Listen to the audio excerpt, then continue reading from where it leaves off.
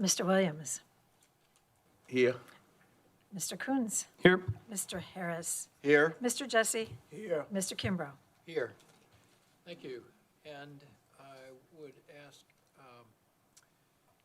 Mr. Williams, would you please lead us in prayer?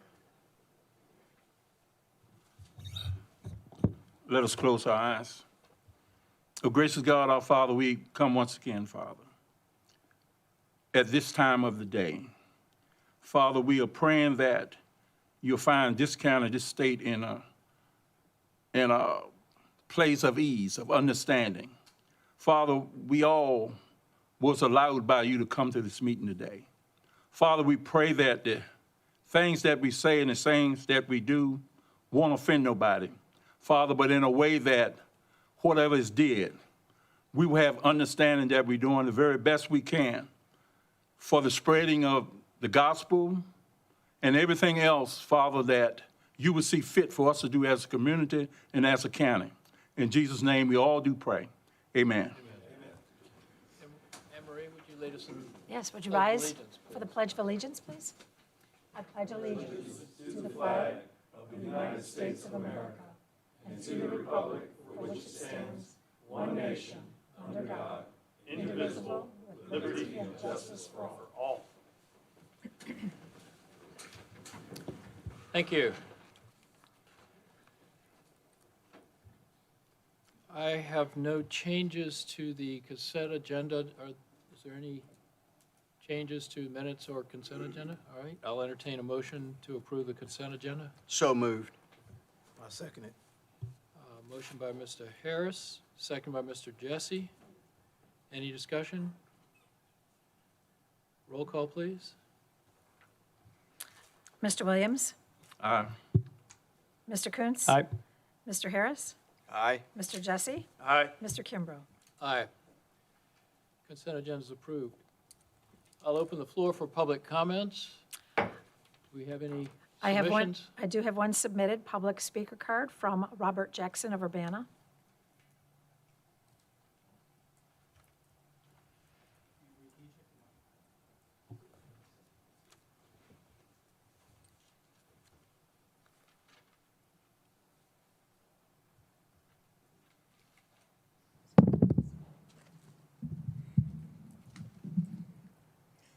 Good afternoon, board members and others. Robert Jackson, New Banner. Last month, a special exception to build a Family Dollar store was unanimously approved by the Planning Commission and by the Planning Zoning Director. Yet there was a 3-2 vote against the special election by this board. I would like to commend Mr. Jesse and Mr. Wim for their vote in granting the special election. It showed the taxpayer in this county that you are the only two on this board that really want businesses to come here. It also showed that you two were not intimidated and had the courage to stand up for what is right for the county. In my opinion, this county is sending a bad message out to other businesses that might want to come here. Next, the sewer project. I decided to stop and talk to one of the business owners at Cook's Corner one day. He spoke very openly about this project. He felt that the contractor did not do the due diligence that needed to be done before starting the project. Then he gave me several examples of some businesses.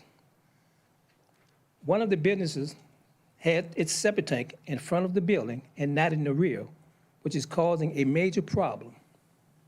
Another example he gave me was the contractor installed the wrong culvert and was installing and needed to install and dig the one that he has there and dig that one up and install the right one. There were several other examples that we talked about, which brings to mind several questions. First, is this project over budget? If so, by how much? Second, if it's not over budget, how much is spent so far?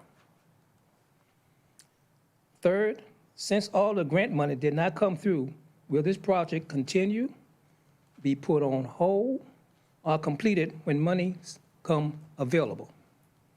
Next, property owned by this county.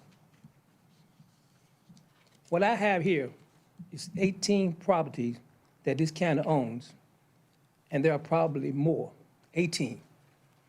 Total value, $876,800. No taxes are being paid on these properties. My question to you, the board, and the county administrator, what are the plans for these properties? Thank you. Thank you, Mr. Jackson. I have no other speakers. Would anyone else in the audience like to address the board?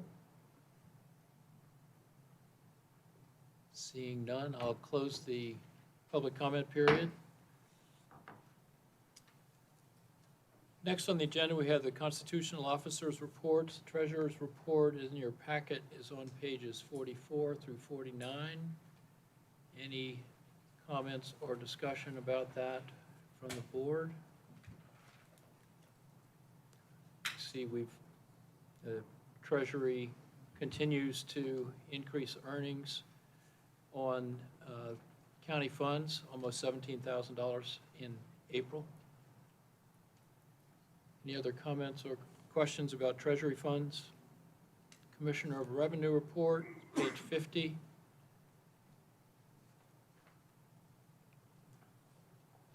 Again, the number of businesses is encouraging. In 2022, January through April, we had 666 businesses that participated in the BPOL. This year, 714. Any other comments or questions?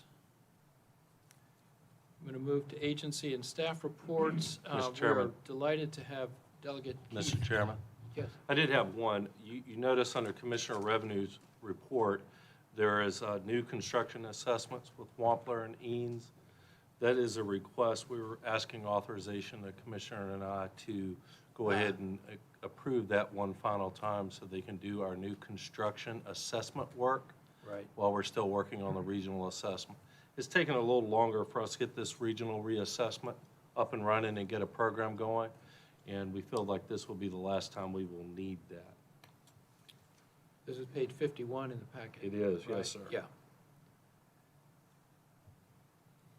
Would you like to review that briefly for the board? Yeah, and what for this the public? is we secured Wampler and Eanes after the last reassessment and the reassessment before that to come out, once we have enough new construction to warrant a trip on their part, for them to come out and do an accurate assessment of the real estate improvements that were prepared or finished during the building permit. That way, the commissioner's got something that she can put in under that construction to satisfy the requirement of an up-to-date assessment on it. And to be clear, these are, anytime you have like a substantial construction project on your property, or there's been a remodel or an extension, these assessments are needed to keep the real estate kind of current with, a valid assessment for that matter. Otherwise, sometimes you would have to wait till the next assessment to catch that new work. Or you have your own staff ascribe values based on, I think, state guidance. Mm-hmm. We found it very, very beneficial to catch all of the new construction in between the assessments. So we have those properties that have been remodeled or have work done or new constructions outright hit the tax book as accurately as possible. Gotcha. Yep. Any, well, I'll entertain a motion to, Entertain a motion. I got a question. Yep. The latter part of your conversation, you said something about we're in the process. We're in the process of doing a regional assessment. Could you explain that a little bit? Yeah, we have been working with the region on doing our reassessments for years. I think we've been under the impression and under some guidance that the board's interested in perhaps pursuing a more robust partnership with some of the communities around us to do some in-house assessment every 3 to 4 years, maybe 2 years. That's still in the works, and it's just taking a little bit longer. We are working with Gloucester right now through their tax office to see if that's a model that could work for us to do that. That would involve us not having to go out and contract for those services on the private market. And we do an in-house reassessment. That part will come back to the board before you decide Oh, yeah, on this 2-year, 3-year, 4-year several times. reassessment. And it's pretty interesting that we're gonna start comparing ourselves to Gloucester. It's, you know, I'm getting a little bit of problems with comparing ourselves with Gloucester based on some of the experience I'm getting on who gets what. You know, so I just want to be a board, but to be aware of that.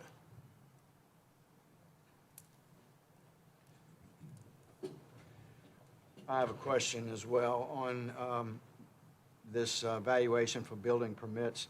Do you have some sort of estimate of what that possibly would be cost-wise?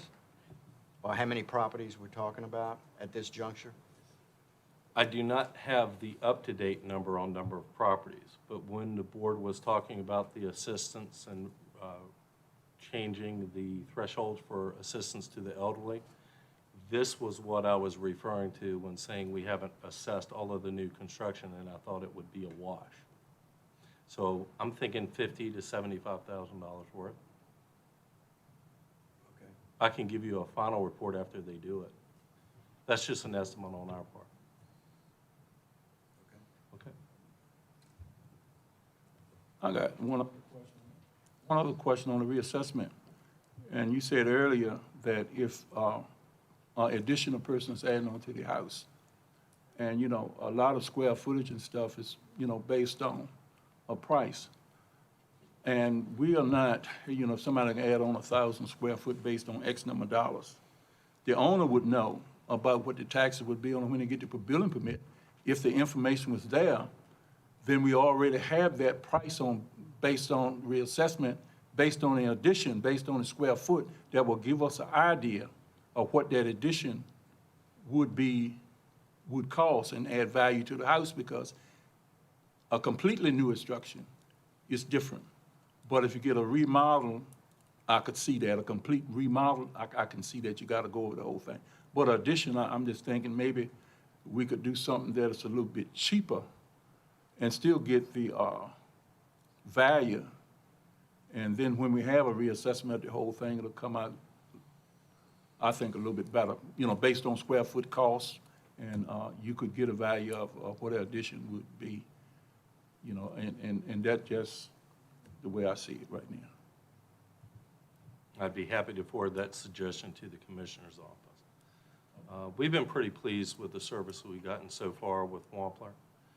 And, you know, in the past, before we contracted with them, we had staff, internal staff, actually going out and basically doing the best they could to arrive at a number, I think, substantially similar to what you were referring to. We feel having a qualified assessor go out nails it a lot closer. We're not necessarily going for higher or lower. We just want accuracy.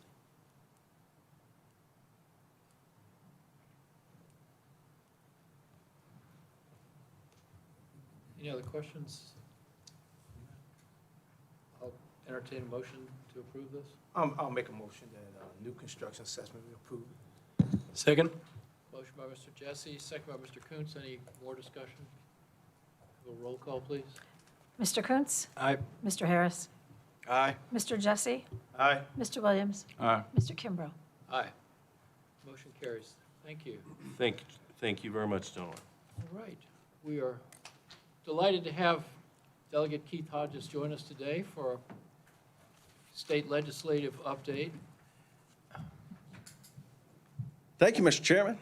Good afternoon, everyone. I greatly appreciate the opportunity to be with you today. And first, I want to say thank you for what you do each and every day. What you do is actually much more difficult than the job that I have in Richmond. I do believe that, and this is where the rubber hits the road at the local level, and I can't thank you enough for what you do. So appreciate the opportunity to be with you.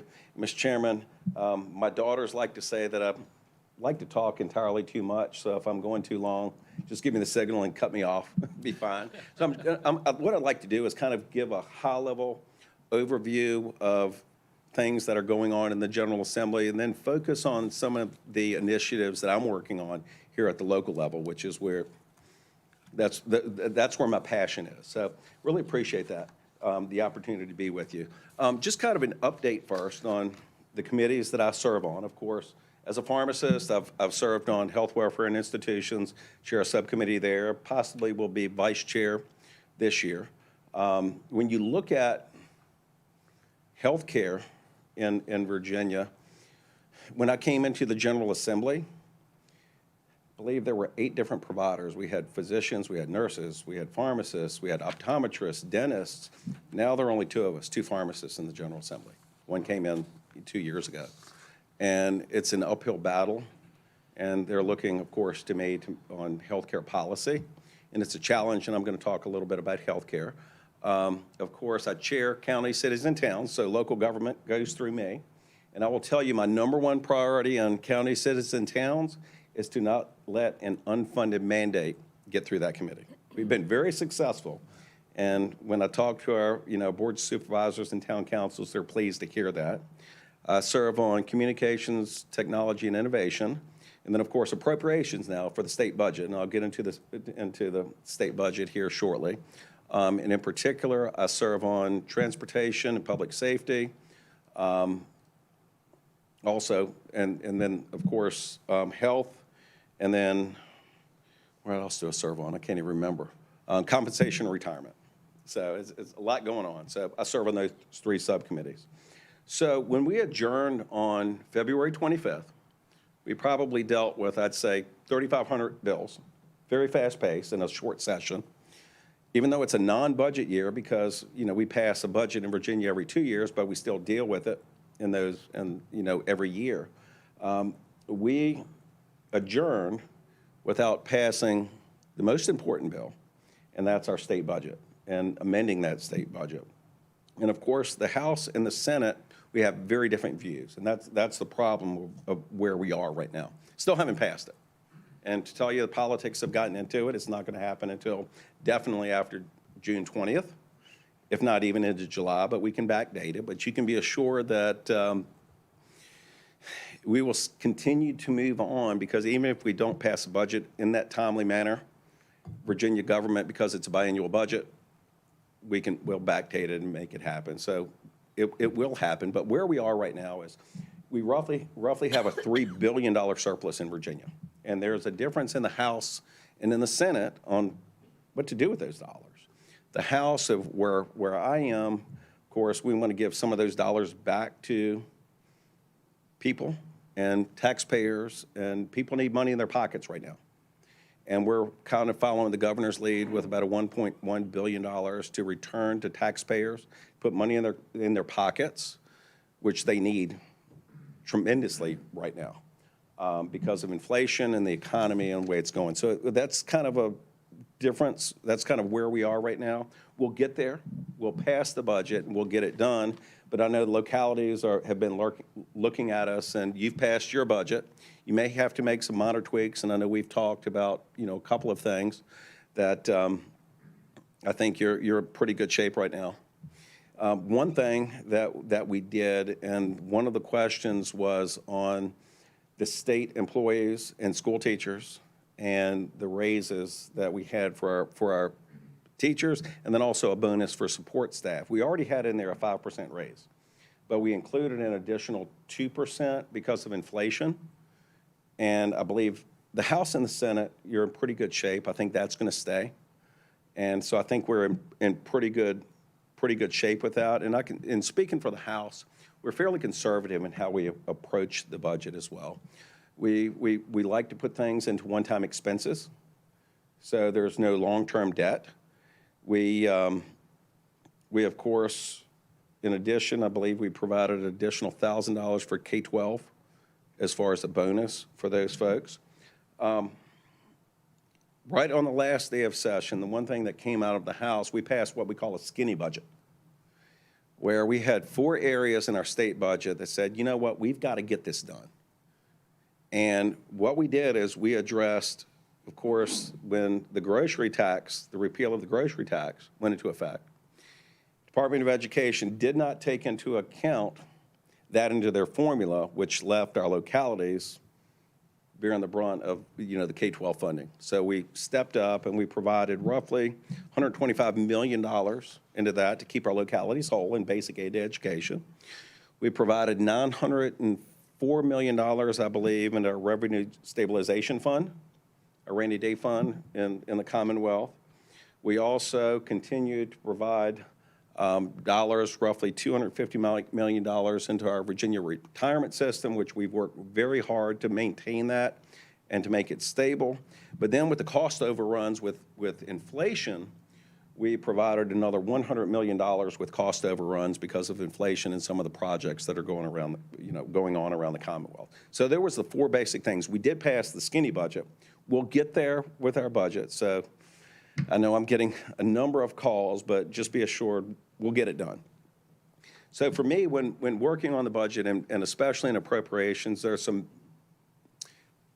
priorities for me personally that I look at. Number one is to keep our taxes low, ensure that our localities remain whole with no unfunded mandates, to make Virginians more competitive, make Virginia more competitive for our families and our businesses, invest in our children and the learning gaps that we have, especially with the pandemic, and also to invest in law enforcement. So the sheriff will be pleased to hear that. What I'd like to do is talk a little bit about some of the things that I'm very passionate about. Of course, the body grants are very important. Moving forward, they've been very successful. Middlesex and many of our localities have been recipients of the body grants and for broadband, which is very important to our localities. One thing that does concern me, though, as we expand broadband and people live here, this is the best place to live. I grew up here, and it's God's country. But it does concern me in that when people live here and they move here, the business tax base that we don't have, because we have 75% of our folks drive out of the district to work every day, we don't have a business tax base that we need. So we have the folks that are living here, and those business taxes are in the urban centers. So somehow in the long run, I'm pushing some of those buttons to be able to balance that. That's something we need to start to look at, because I do believe as we expand broadband, that's going to be a challenge in the long run. Of course, we had our energy bill, our Dominion bill, which was an historic bill, bipartisan bill, which will help to stabilize the rates and also invest in the infrastructure for utilities across the Commonwealth. Interstate 64 is an important corridor for the Middle Peninsula between Hampton Roads and Richmond. That's where folks are driving every day. And when we look at those commuters that live here, that 75%, most of them hit 64. So we have the bottleneck between Lightfoot and New Kent. I believe it's roughly 23 miles, and you're shaking your head, and it's a mess.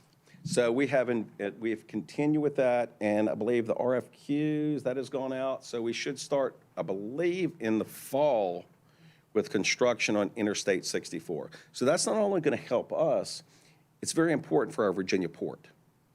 And our Port of Virginia, I should know this, it's the number of jobs that are dependent on that port in Virginia. And that's going to help move the goods across the state, across the country, and across the world, and it's very important to our port as well. Of course, as a pharmacist, healthcare is very important to me. Healthcare is our #1 private sector employer in the Middle Peninsula. Between the hospital in Gloucester, hospital in Tappahannock, their physician network, as far as private sector, it's a #1 employer. The Middle Peninsula is getting older, we're getting grayer, and we need those folks. This is an opportunity to keep our kids here, because when we look at it now, we don't have the jobs for our kids to stay. They're leaving. It's breaking up families. And this is an opportunity to keep them here. We're in a healthcare workforce shortage, and I would actually say it's a healthcare workforce crisis right now, between physicians, nurses, support staff. The hospitals now, with a shortage of nurses, are being billed by visiting nursing agencies up to $200 an hour by visiting nursing agencies. It's not good for morale. And you think, well, they can't raise the price because their reimbursements are here, and it's hitting them in their pockets, and it's hitting them very hard. They can't absorb that. So how do we solve this? And we need the providers, and we need them to live here, we need them to work here, and to take care of our people here at home. So I created a position in the governor's office that actually works across the secretariats. So it works, you typically think of the Secretary of Health of solving this problem. Secretary of Health, actually, they're over Virginia Department of Health or Department of Health Professions. It's the agencies. They understand it, but it's not the place to solve this. It's a workforce issue, so it belongs in the Secretary of Labor. It's also, a pipeline between K-12, our colleges and our universities and our community colleges to solve this. But then you also need reform under the Secretary of Commerce with Medicaid reform and reimbursement and insurance. So this position actually works across those secretariats to solve that problem. And hopefully, if we pass the budget, we're going to receive a little bit more money to be able to solve that problem. And also, serving on the Virginia Healthcare Workforce Development Authority, we have the most comprehensive study moving forward now on healthcare workforce. And we should have some deliverables here by September 15th, I believe, to be able to move forward and solve that. So finally, on this workforce, we're getting some things done to solve this problem. Mental health is a tremendous challenge. It is actually the #1 issue that I hear about from our sheriffs across the district, mental health. It's a tremendous, tremendous challenge. And I'm not going to get into the cause. We're not focused on the cause as much, and I'm working on some things there. But we do have a shortage with law enforcement and healthcare providers. Recently, I have pulled together law enforcement, the CSBs, actually had the magistrates from the Supreme Court come down. I have the leader of the governor's task force that's working on the TDOs, the director of Department of Behavioral Health and Developmental Services to have a work group that is solving these problems. We have 6 areas of focus. We have one area where we're still really working on that, but we've been able to work through a number of these issues already. And I think this will help solve the problems. And with talking with the administration, they look at this as a model that they would like to move across the state to solve this problem. And to tell you honestly, if we can't do it by voluntarily doing it, I'll put in a bill and require some folks to come together and solve the problem, because that's the only way we can get it done. Mental health is a tremendous challenge, and it's especially in our law enforcement, where you're pulling officers off of the road and providing the needed services to our localities for many, many hours, if not days. And the cost to, and overtime and the cost to law enforcement is tremendous. So we're trying to navigate through that. Of course, my initiatives, jobs and economic development is #1 to me. When our kids grow up, and it's hit me hard right now with my youngest just graduated Saturday, and growing up here, it's breaking up families. And that's what concerns me. We need to find a way to keep our jobs here. And when we look at the outcommute of folks at 75%, and we have the lowest wages across the state, the 9-to-5 worker is lower than Southwest Virginia. We need jobs, we need economic development. Retail is not economic development. We need jobs to keep them here. So I'm working on a number of things in that area. And just to talk through a number of things that I'm working on, of course, solar is a big issue. A few years ago, we had a solar project here in the Middle Peninsula, a few thousand acres, that at the end of the day, the locality was barely getting enough money out of their taxes to pay a paraprofessional in the locality. So you only have by right and, by right and, what's that? Yeah, so those are the only two areas. So what I did is we looked at this, and voluntarily localities can now negotiate through a siting agreement, which opens it up and says, you know what? What's good for us, if you're willing to write me a check, you can be here, because these solar facilities that produce this energy, that's being bought by Northern Virginia localities or Northern Virginia businesses that create hundreds of jobs and huge economic wealth. So they're the ones that are making the dollars on our backs. Since that bill was signed, it's probably roughly $650 million has gone into our rural Virginia localities on these siting agreements. So we're willing to accept those. I'm not saying solar is right or wrong, but we need to be paid for being the green space that we have. And we need to be the ones that are paid for that in the long run. And that's a whole, I can talk about that all day long. Of course, I got a lot of press out of my marijuana, and I don't know if you want to hear about this, but when we deal with cannabis and marijuana, it's legal in Virginia, but you can possess it, but you can't purchase it. 80% of the street sales for marijuana are supporting organized crime.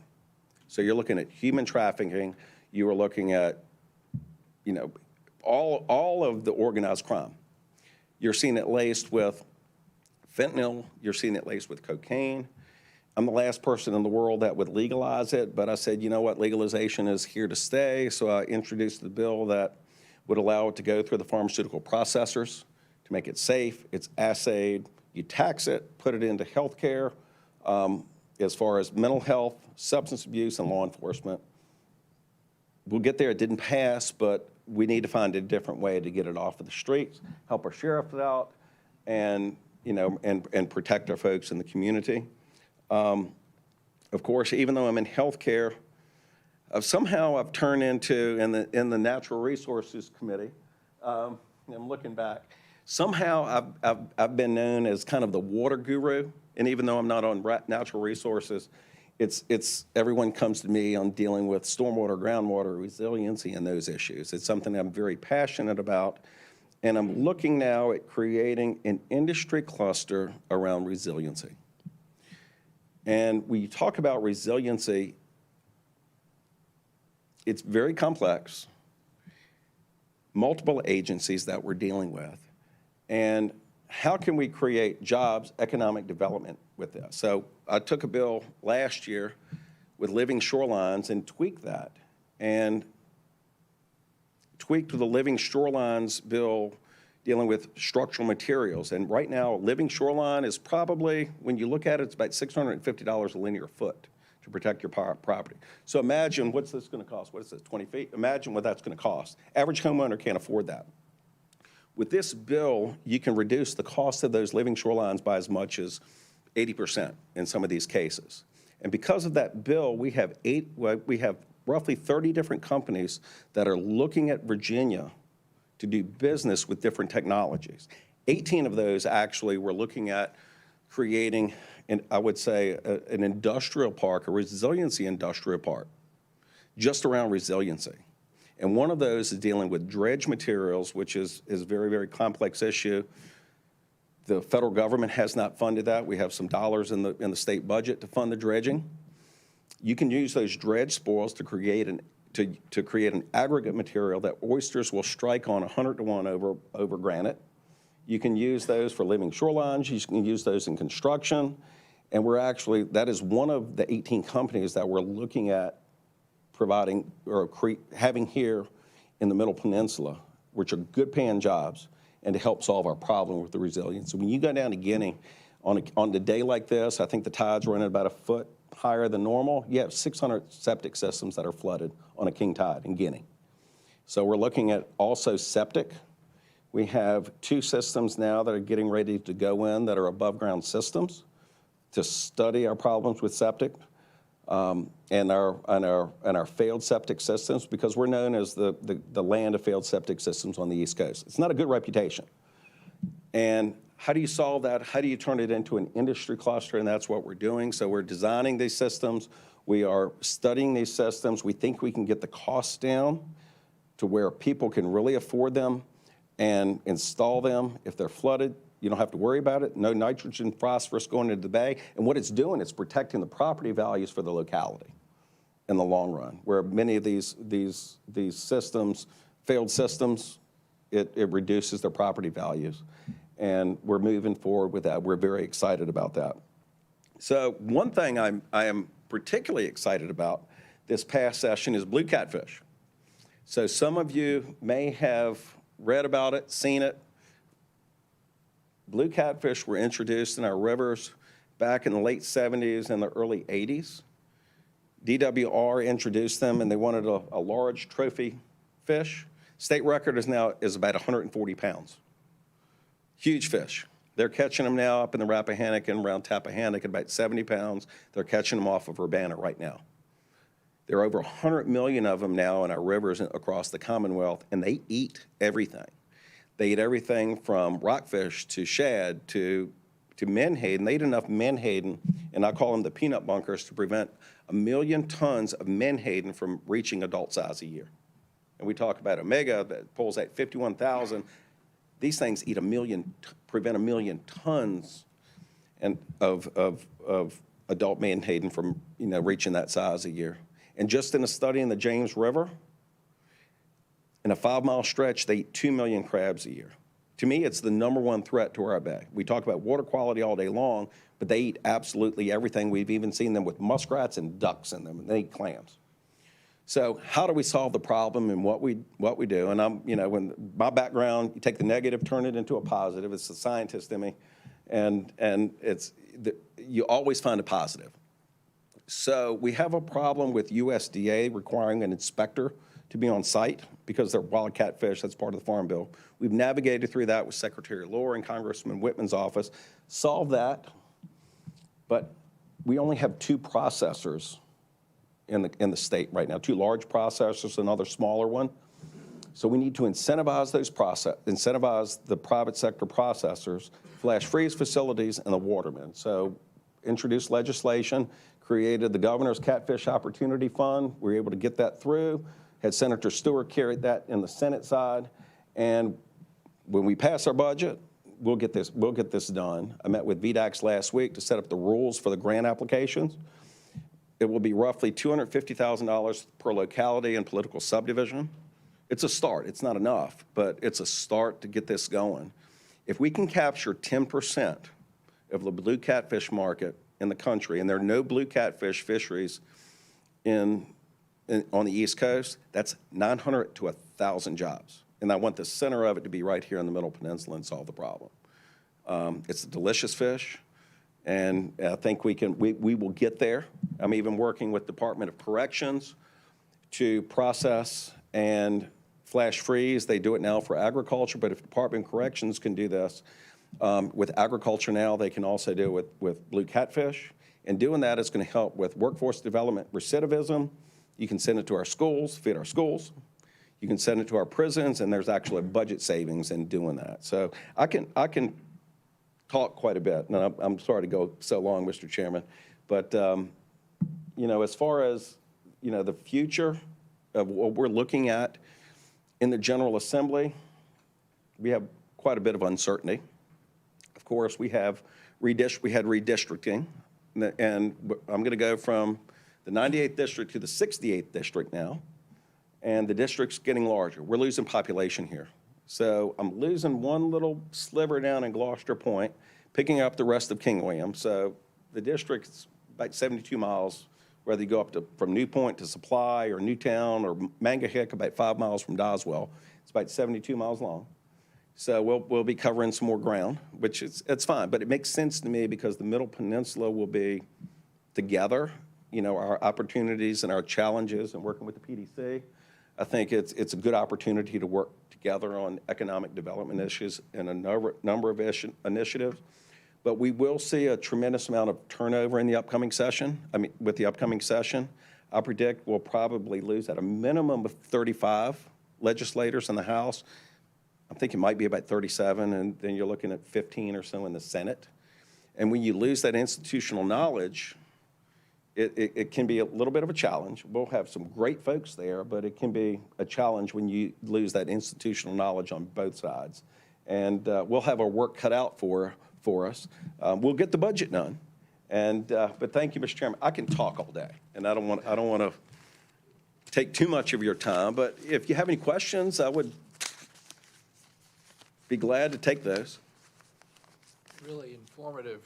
We don't have any insight really as to the goings-on that you're involved in Richmond, and we see some of the outcomes sometimes, but I learned a lot, and I really appreciate it. Are there any questions, comments from the board?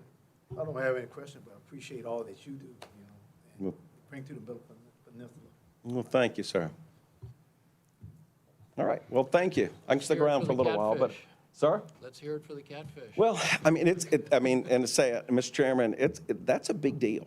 And I'm hearing a great response from folks. This is a start. But if we're going to solve the problems for the Bay, I think we're going to need more money to move this forward and to solve the problem. To me, it's the #1 threat in the Chesapeake Bay, and we've got to do something about it. So, time we grab the bull by the horns and solve it. So.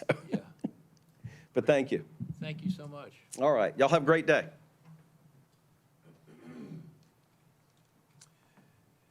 All right, next on the agenda is VDOT report only, pages 52 through 54. Were you going to move the Puller Center? Sorry? Were we going to move the Puller Center before VDOT? Oh, sorry, yeah.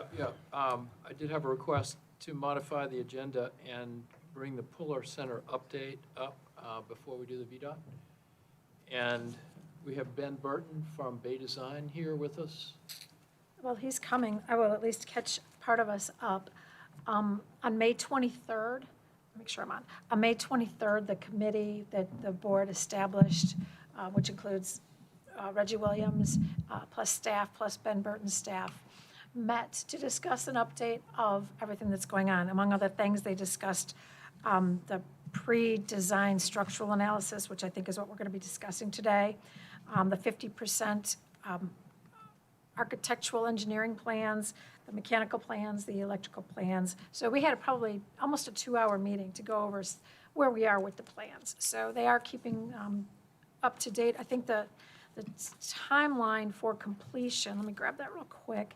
We're still looking at, what did we say, January 2025 to be finally done with this project. So I think that's about all I had from our meeting right now. If there's more, I'd be happy to share that with you. And so what we are here today is to get change order number 2 to the Puller Center project, and specifically that is to provide an additional design and engineering related to CMU voids and roof trusses. It's page 186 in your Yes. packet. So at that point, perhaps, as I told you, I couldn't carry this very well without you, Ben. The words aren't very good for me. Thank you, Anne Marie. Mr. Chairman, my name is Ben Burton with Bay Design Group, Senior Engineer. Anne Marie's given you an overview of where we stood. Usually it would be Charlie standing up here in front of you, but we all know that Charlie with his health problems, he's recovering well, I understand, and working from home on a basis. But they asked that I be here to answer any questions about the change order number 2. We tried to write it so that it was a quick overview of what stood. You had authorized the original analysis. That original analysis led to some questions about whether or not there was actually any reinforcing in the walls as the original plans had indicated there should be. We did the ground penetrating radar analysis, and that showed the worst that we could ever have done. there was actually no reinforcing in the walls. All the exterior CMU walls were hollow, not filled with concrete. And the design was done back in the 80s on a different level of code. It's been upgraded, plus it has to be upgraded to fit the type of building that's going to be there and hit the building 4 risk category. So basically what has to happen at this point in time is we have to do the design to fill all those CMU voids with a concrete grout.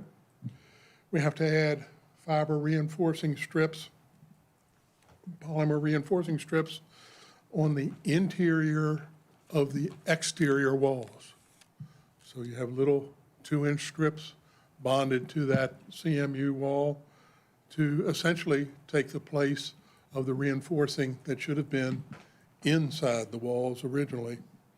And then there's the roof trusses that have welded connections to those walls that should be slotted connections so that the roof can move independently of the wall, or if the roof moves, it doesn't pull the wall over like it should be.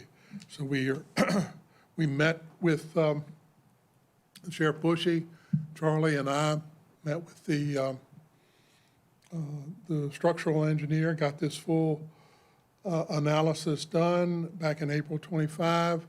The 4 of us, the engineer, Charlie, and Sheriff Bushy and I all agreed that it was appropriate to do this work. So this led to change order number 2, which is actually doing the design for this structural work, and then the support in the consultant fees during the bidding and construction phase to make sure it's done right, answer any questions that a bidder may have about this unique type of process and carry forward in it. So that's the summary of what's in front of you as change order number 2. If there are any questions, be glad to answer. Could we scroll the screen to the change order? Is that me? Nope.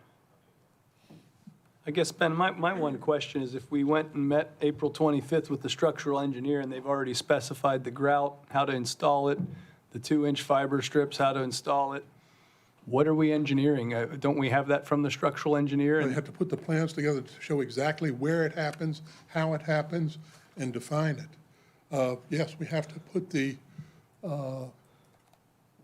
FRPs generally on 24-inch centers, but that has to be coordinated with exactly how it's done, and there are certain locations of it where it changes, and it has to be specified, and it has to be so that the building inspector sees the plan, can approve the plan, and the contractor knows exactly what has to happen.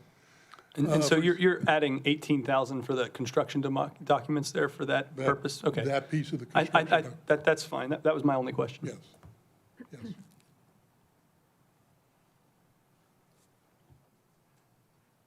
I got a quick question. Yes, sir. So we really won't know what the impact of the cost for the project's going to be until we put it out for bid. Is that correct? The exact cost, yes, the estimate on this change, these structural improvements, is $150,000.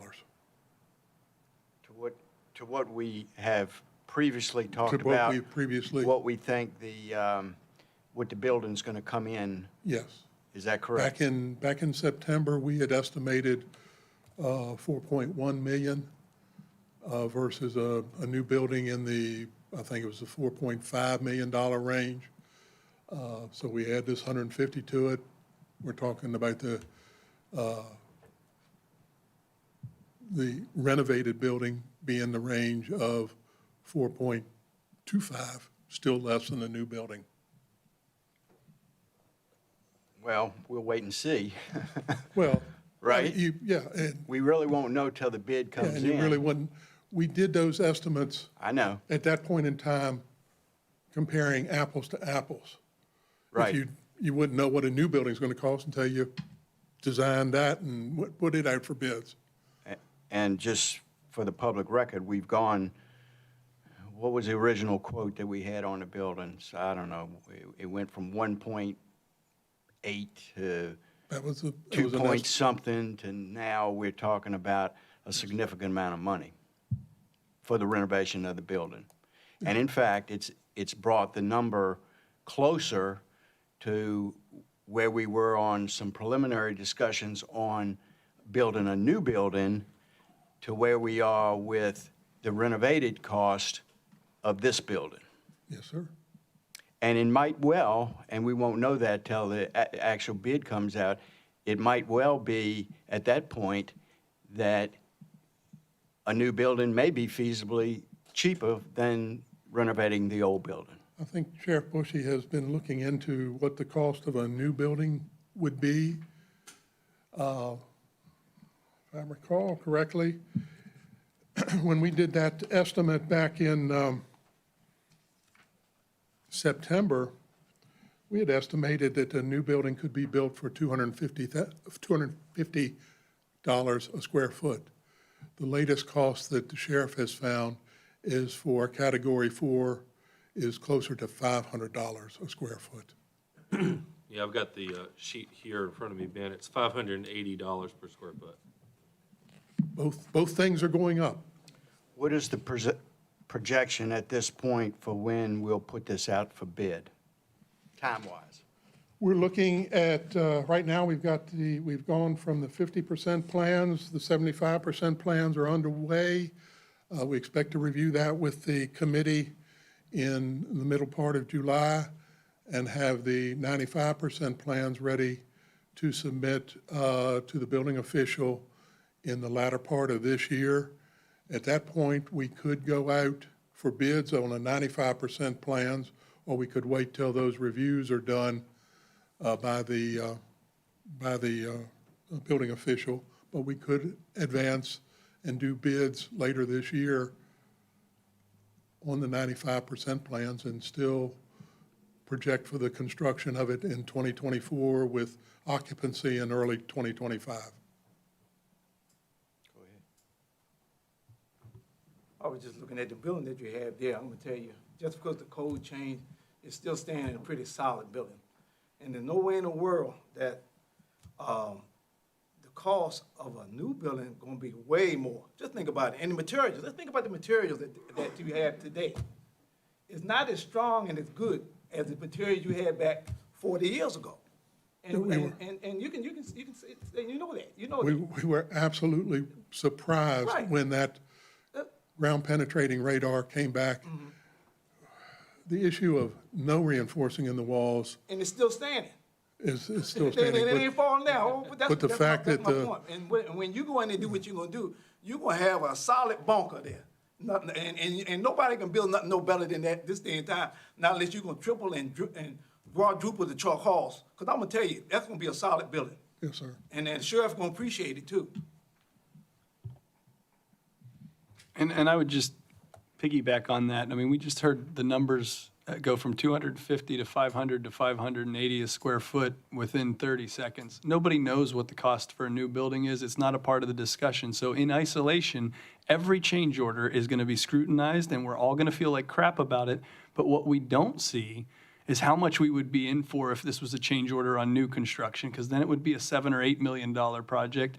And I'm not saying engineers do this, but sometimes when the project's bigger, these little change orders tend to trickle up in size as well. So, you know, we're doing what we said we were going to do. We're doing more with less. The sheriff's office has been more than accommodating for 10 years, waiting for this to come up on the CIP, which it should have been on 10 years ago. They're willing to do more with less. They're looking at everything they can, sometimes, I think, to a fault when we're talking about 20 ceiling tiles that we're going to preserve. I've heard rumors. I don't know what all we're talking about, but I know the right committee is talking about these things, and smart people are making decisions. My only thing is we need to get on this and get the thing done. And I've spoken with Charlie Beam, and I know he's not well right now, but I know he's recovering, and I know that when he comes back, this committee is really going to focus on getting this project moved forward, because as far as I'm concerned, this Board of Supervisors has funded the project. We support the project. We know these are going to be tough hiccups. We know this isn't the last change order, but we need to get the sheriff his damn sheriff's office. And so we're going to do it. I want to say the meeting with the liaison committee and Supervisor Williams was there too. It was a very beneficial meeting. Everybody participated, reviewed the plans, made comments. Those comments are back to the design team to make sure we're integrating, reminding them of things that were special that needed to be done. As we noted, we eliminated the mahogany siding in his office, so we're keeping, yes. Went with the teak, did you? And I guess It's gone down. The last thing I would say is, you know, if we're looking at decision points at the 95% drawing and whether to go for the RFP right then or Whether to go not, for the bid if then. you want to know how I feel, at 95%, you're more than ready to go for an RFP. So with you you, have sir. that one data point. This supervisor says, let's get a contractor ready to go this year, and let's get the sheriff's office done in 2024, and let's publicize it. Let's stand by our dates. Let's own the numbers. Let's own the change orders. This is construction. This is renovation. This is something that we are not the first people to do, and we're not going to be the last to do. And we know how to do it. We just put in water. We're putting in sewer. We've done broadband. We've done solar. We know how to do all kinds of things. We just have to all keep working together and pushing through the bad news, because there's more of it coming always. That's the job that we're in. Exactly. I have a question quickly for Mr. Bushy, Sheriff. Yes, sir. I already know part of the answer, but I'd just like for you to say it in open discussion. You are 100% committed with the project, and you are actively involved with what's going on with what's being looked at. Yes, and it is true that the prices, the longer we wait, they're going up. We know if we had to start all over and start from scratch, it is going to be between 8 to 10 million to build a new building. So we're still within a good realm.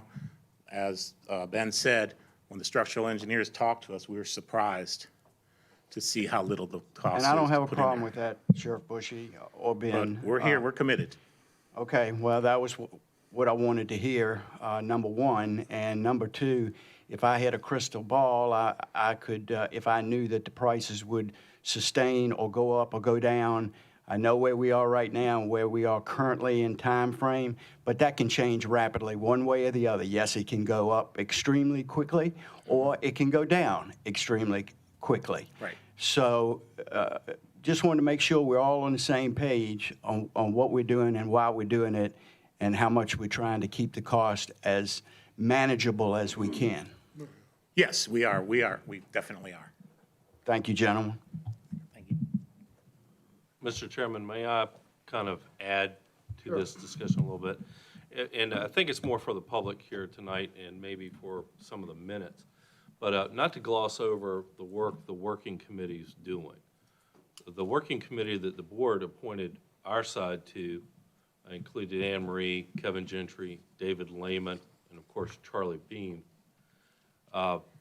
They've been working at this a little bit, and to put a little bit of light on it, the last couple of meetings they had, I think, and Reggie, you're on that committee too, I don't want to leave you out, you're leading it, but don't want to make light of the fact that y'all really got into some value engineering, it's my understanding, from the last committee meeting.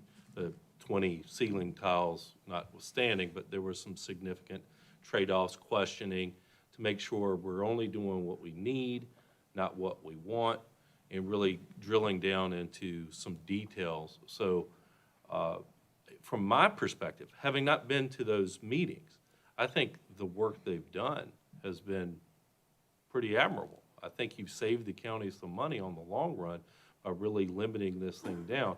All kidding aside, Bushy, I know you never had mahogany in your office. It's probably cinder blocks like mine.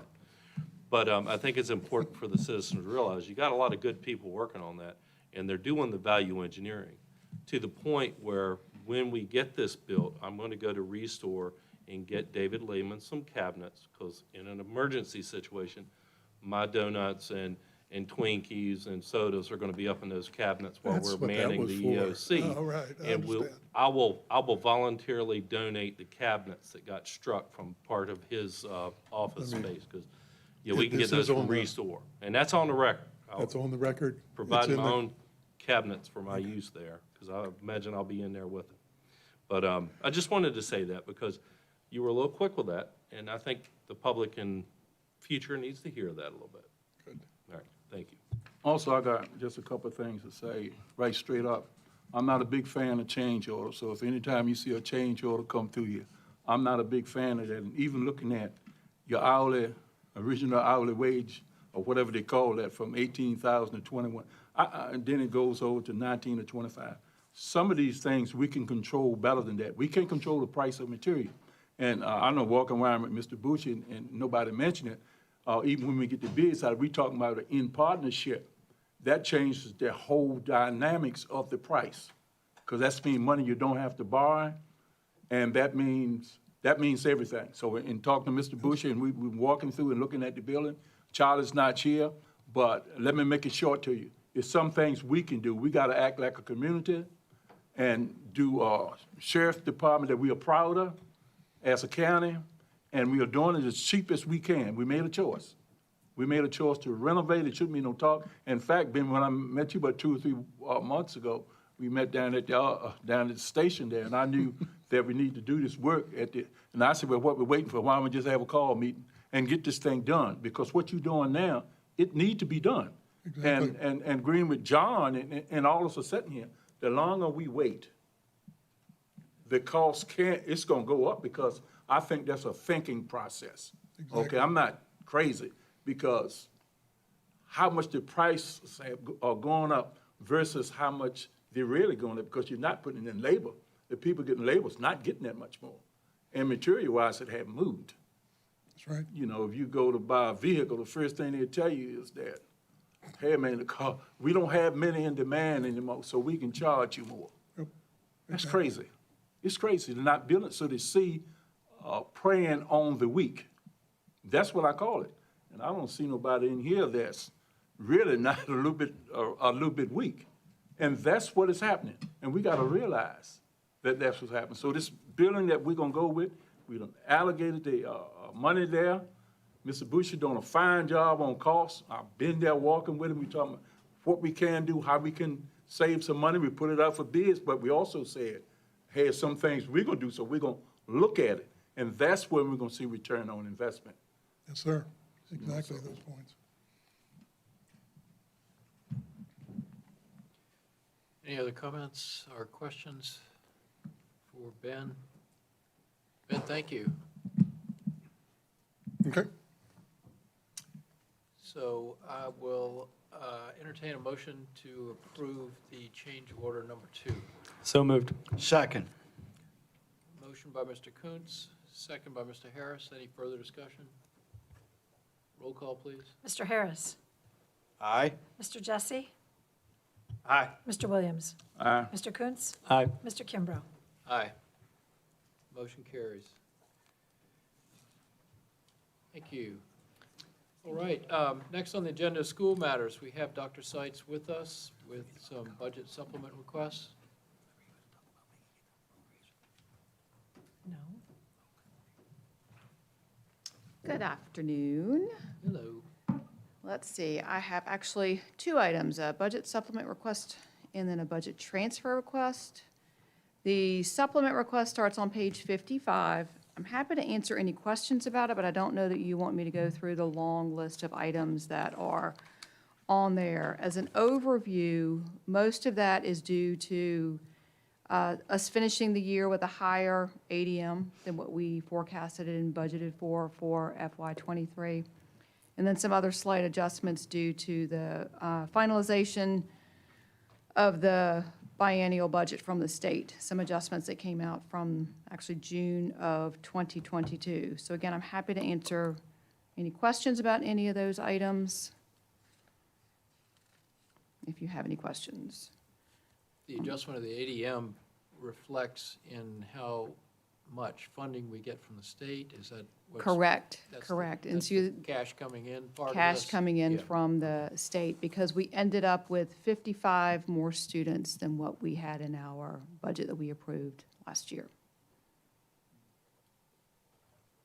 Sorry, 55 more students than what you anticipated? Or, So when we create the budget for the year, we base, or we forecast out and adjust that calc tool based on what we forecast our enrollment will be and will hold steady at for the end of the year. We had based it on 1,100, And you got 1155. and we got 1,155. I'm sidetracking us, but how do you explain, why are we getting that off on the high side? It sounds like a good thing. I'm kind of cueing you to tell us we're getting students from surrounding areas, or we have new families moving in, or? It's new families that are moving in, or our kindergarten enrollment has Okay. been larger. So are Lancaster and Gloucester and surrounding county imports, for lack of a better term, those have been relatively stable? You're saying we've actually got some family growth appearing at the lower kindergarten, pre-K? Correct. Thank you.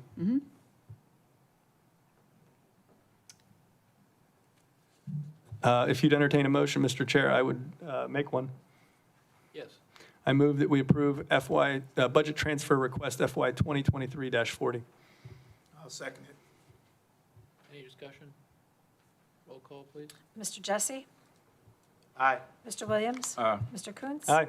Mr. Harris? Aye. Mr. Kimbrough? Aye. Motion carries. And we also need a motion for budget supplement request form 2023-41.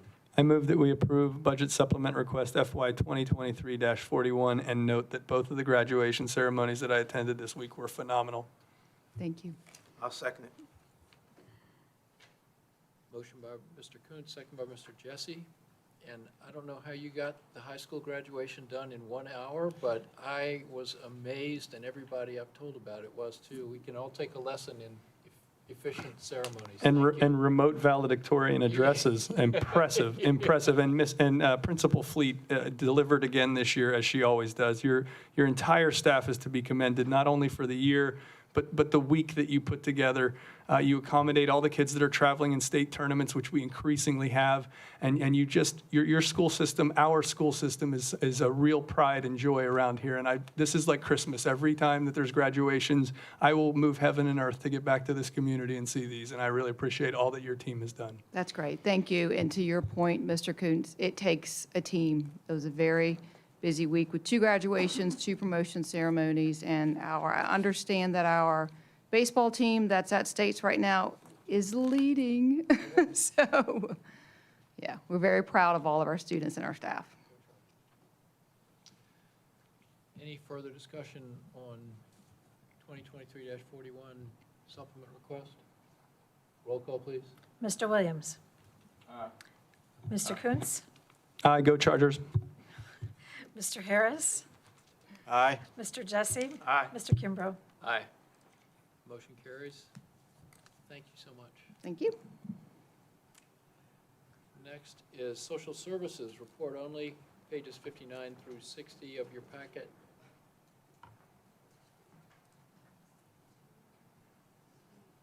And next is planning district committee update with Louis.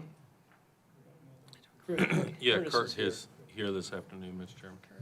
Welcome. Louis out fishing for catfish right now. Anytime it's pretty, he's out fishing. I'll just go ahead and say that. Good afternoon, Mr. Chairman, members of the board. Kurt Smith, Deputy Director of the Middle Peninsula PDC. Here with 2 items for you today related to dredging projects in the county. These are draft service agreements for the PDC to administer these projects on behalf of the county. And I'd like to first walk you through the service agreement for dredging of Broad Creek on pages 62 through, well, focusing on pages 62 through 65 of your packet. As a quick refresher, each of these projects are either in part or in whole grant-funded projects through the Virginia Department of Conservation and Recreation's Community Flood Preparedness Fund. These were applications we submitted on behalf of the county, and you have been awarded some grant funds for these. And on page 62 of your packet, I'll walk you through where we are on Broad Creek.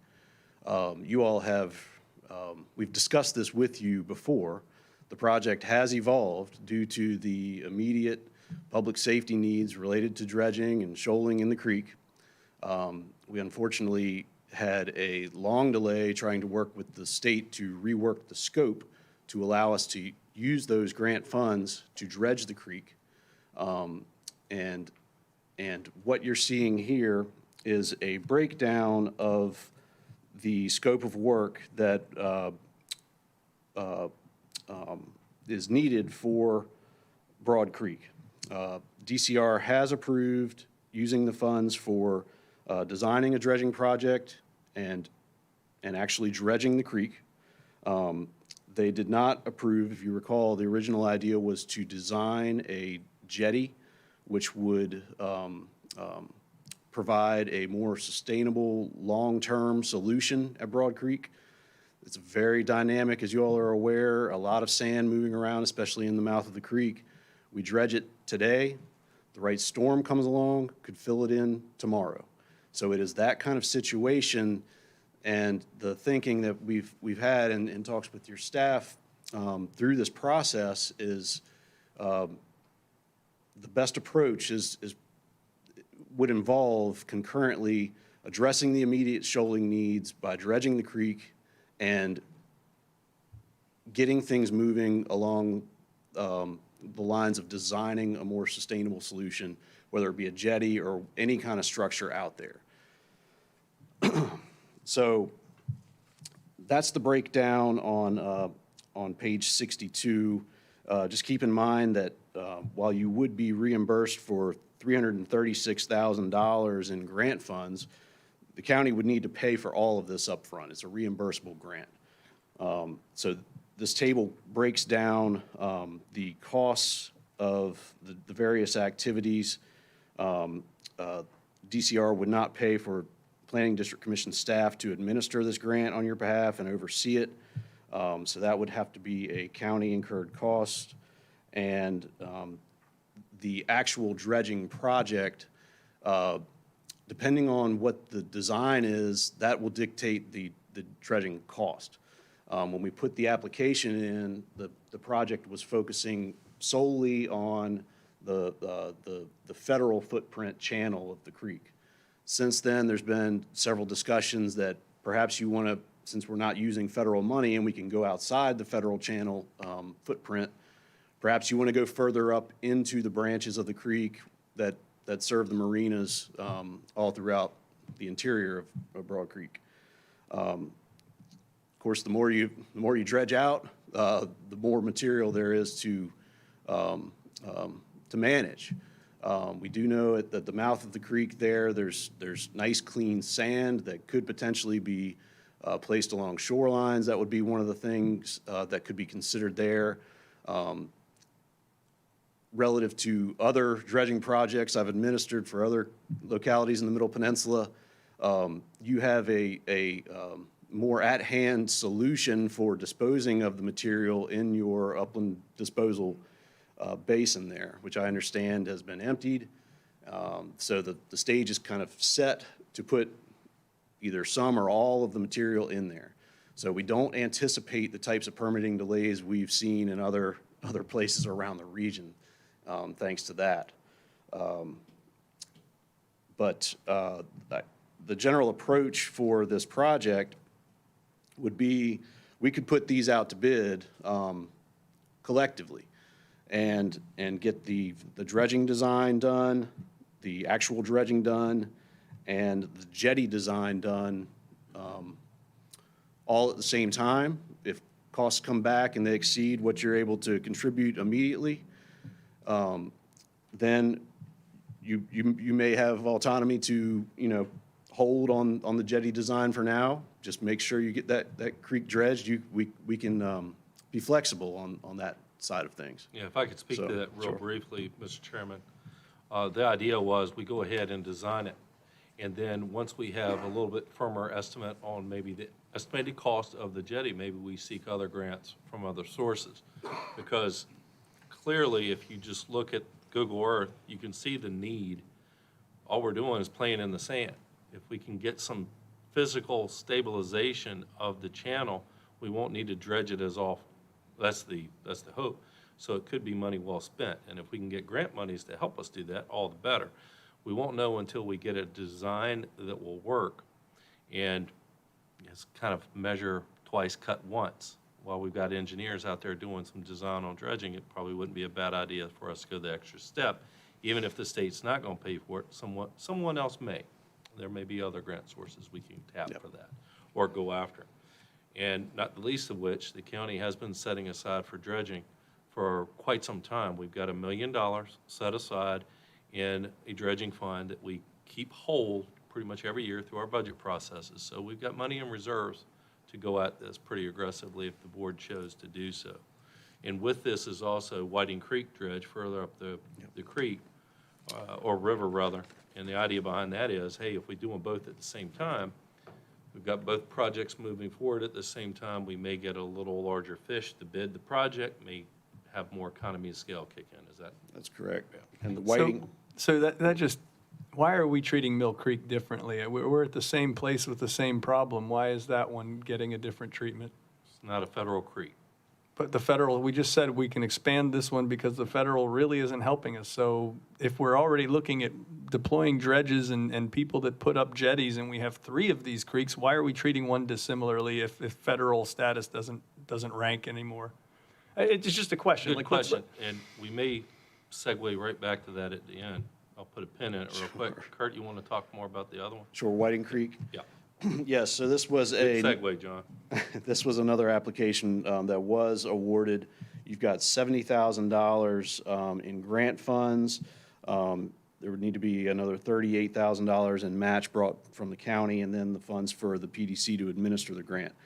The end product at Whiting Creek is a shovel-ready dredging design. This sets the stage to be able to dredge this in the future when those funds are identified. So relatively speaking, to Broad Creek, the cost for getting that shovel-ready design is substantially less. But you've got those grant funds there, $70,000 to get you a good portion of the way, funding-wise. And so both of those, the way we would work is we would ask you all to appoint either your staff or amongst yourselves or others to work with us to help us understand where the design footprint should be located for each Broad Creek and Whiting Creek. So we would have some interaction with you all at that level.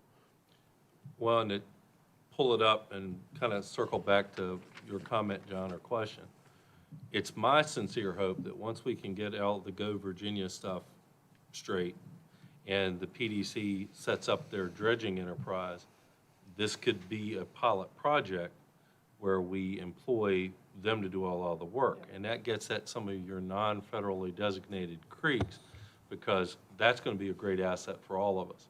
That's right. And you know, to Senator or Delegate Hodges' point, you know, we're not trying to create retail jobs. We're trying to create the kind of jobs that people already can do around here. And we've got guys that have been pulling out sand as recently as this week that know how to do this dredging and would be happy to be pursuing this kind of work. We've got guys that put in piers.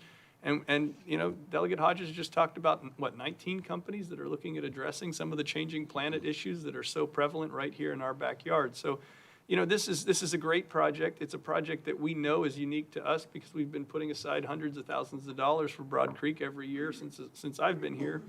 So I'm supportive, and I just want to make sure that as we look at our creeks, we treat them equally, just like we would our citizens. And you know, I see the management fees for the MPDDC or MPPDC, and I'm not tooting my own horn, but we did more with less at Mill Creek with one of your supervisors out there doing bathymetric surveys and all the lot. So, you know, let's not treat that one like it's any different. We have the same problem there, and it's our only public boat ramp right now. I don't want that one to continue to be treated differently when we're so quick to fund these things that are many more commas and zeros for other creeks right up from my constituents. I want to make sure that nobody's surprised that our problem is the same and that it should be getting the same attention. So that's Hartfield shout out.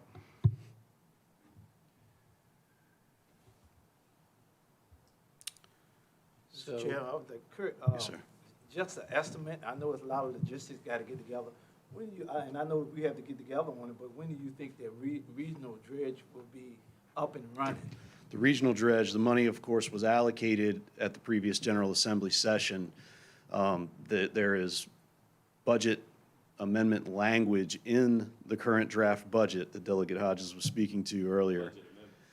And that would establish the mechanics to get the $5 million for the Middle Peninsula's dredge to come to the region. That's the issue awaiting to be resolved. So it's a timing of the budget and the desires of the General Assembly at this point. But if and when, knock on wood, those funds come, all these problems that Supervisor Kuntz is alluding to of how do you choose favorites, you're going to have so much more autonomy in controlling when and where and how when we have our own dredge and we do not have to piecemeal this through the complex tables I'm presenting to you all right now.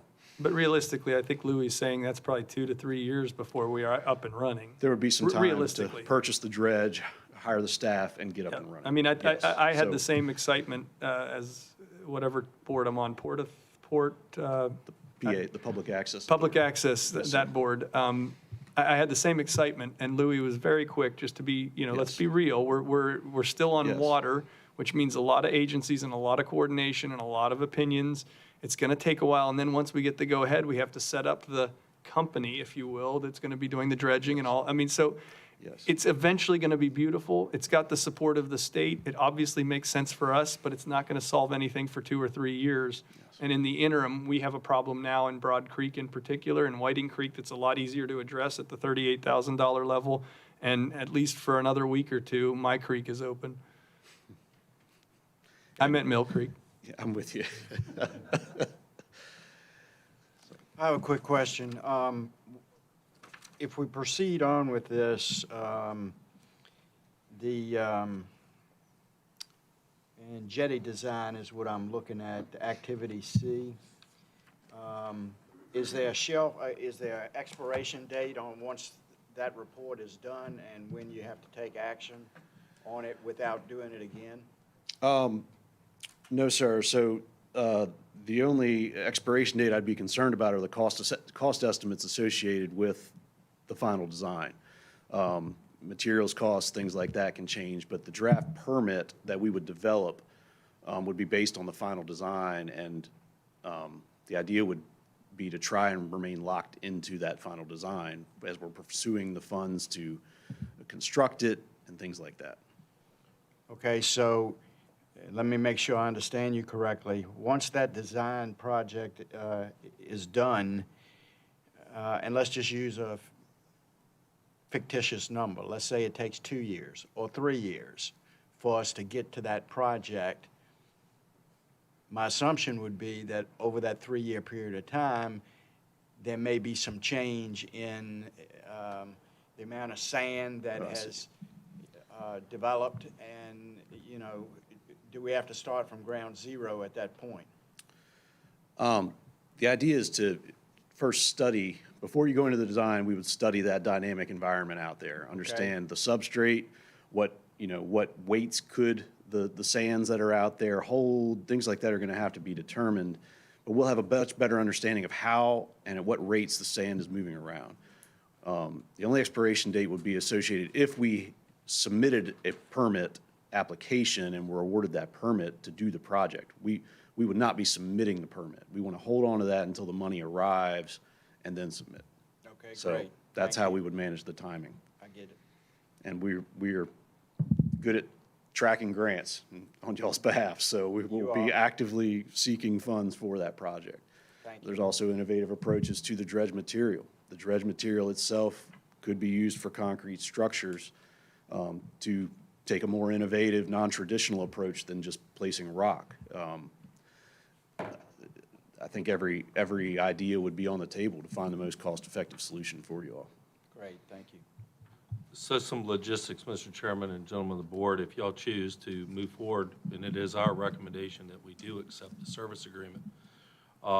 If you do move forward, it's my intention to appoint or assign Dave Kretz and Charlie Beam to be our main liaisons with the working group on this project.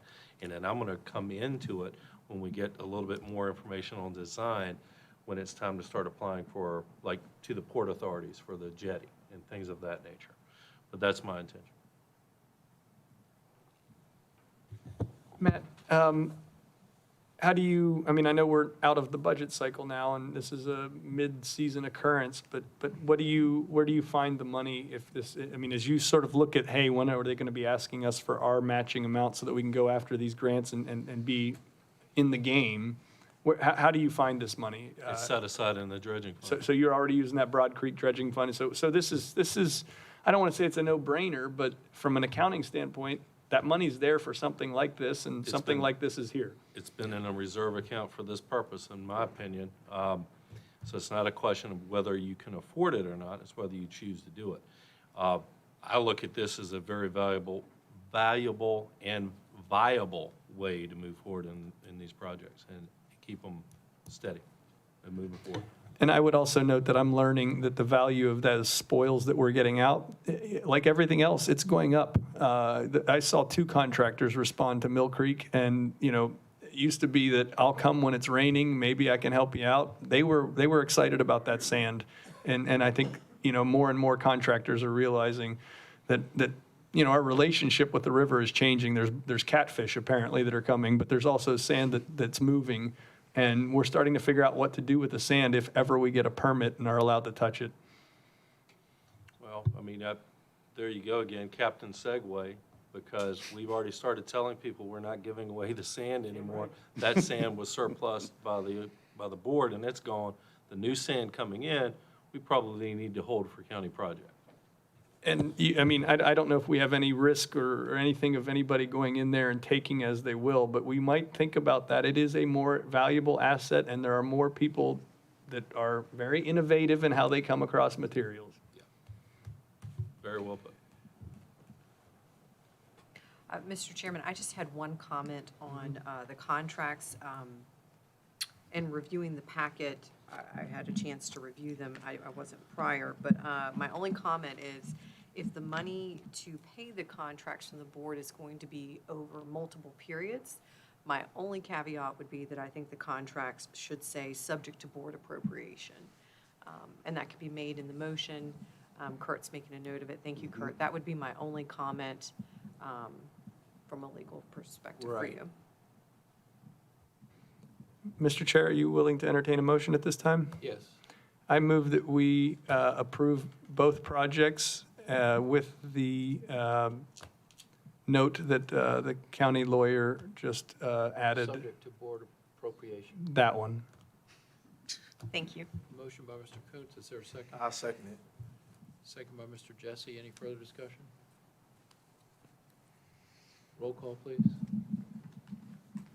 This is for both. Mr. Kuntz? Aye. Mr. Harris? Aye. Mr. Jesse? Aye. Mr. Williams? Aye. Mr. Kimbrough? Aye. And I want to thank you and my fellow board members for recognizing the urgency of addressing particularly Broad Creek. It is the largest economic engine of our county, accounting for probably $30 million worth of business that takes place in the county. And we really need to address it. So thank you for jumping on this. And John, while I have the platform, I want to commend you for opening that, for Memorial Day weekend, for opening that ramp. I didn't think you'd do it, but you were probably out there with a shovel. Thanks for saying it, Lud. Thank you. Thanks, Garza.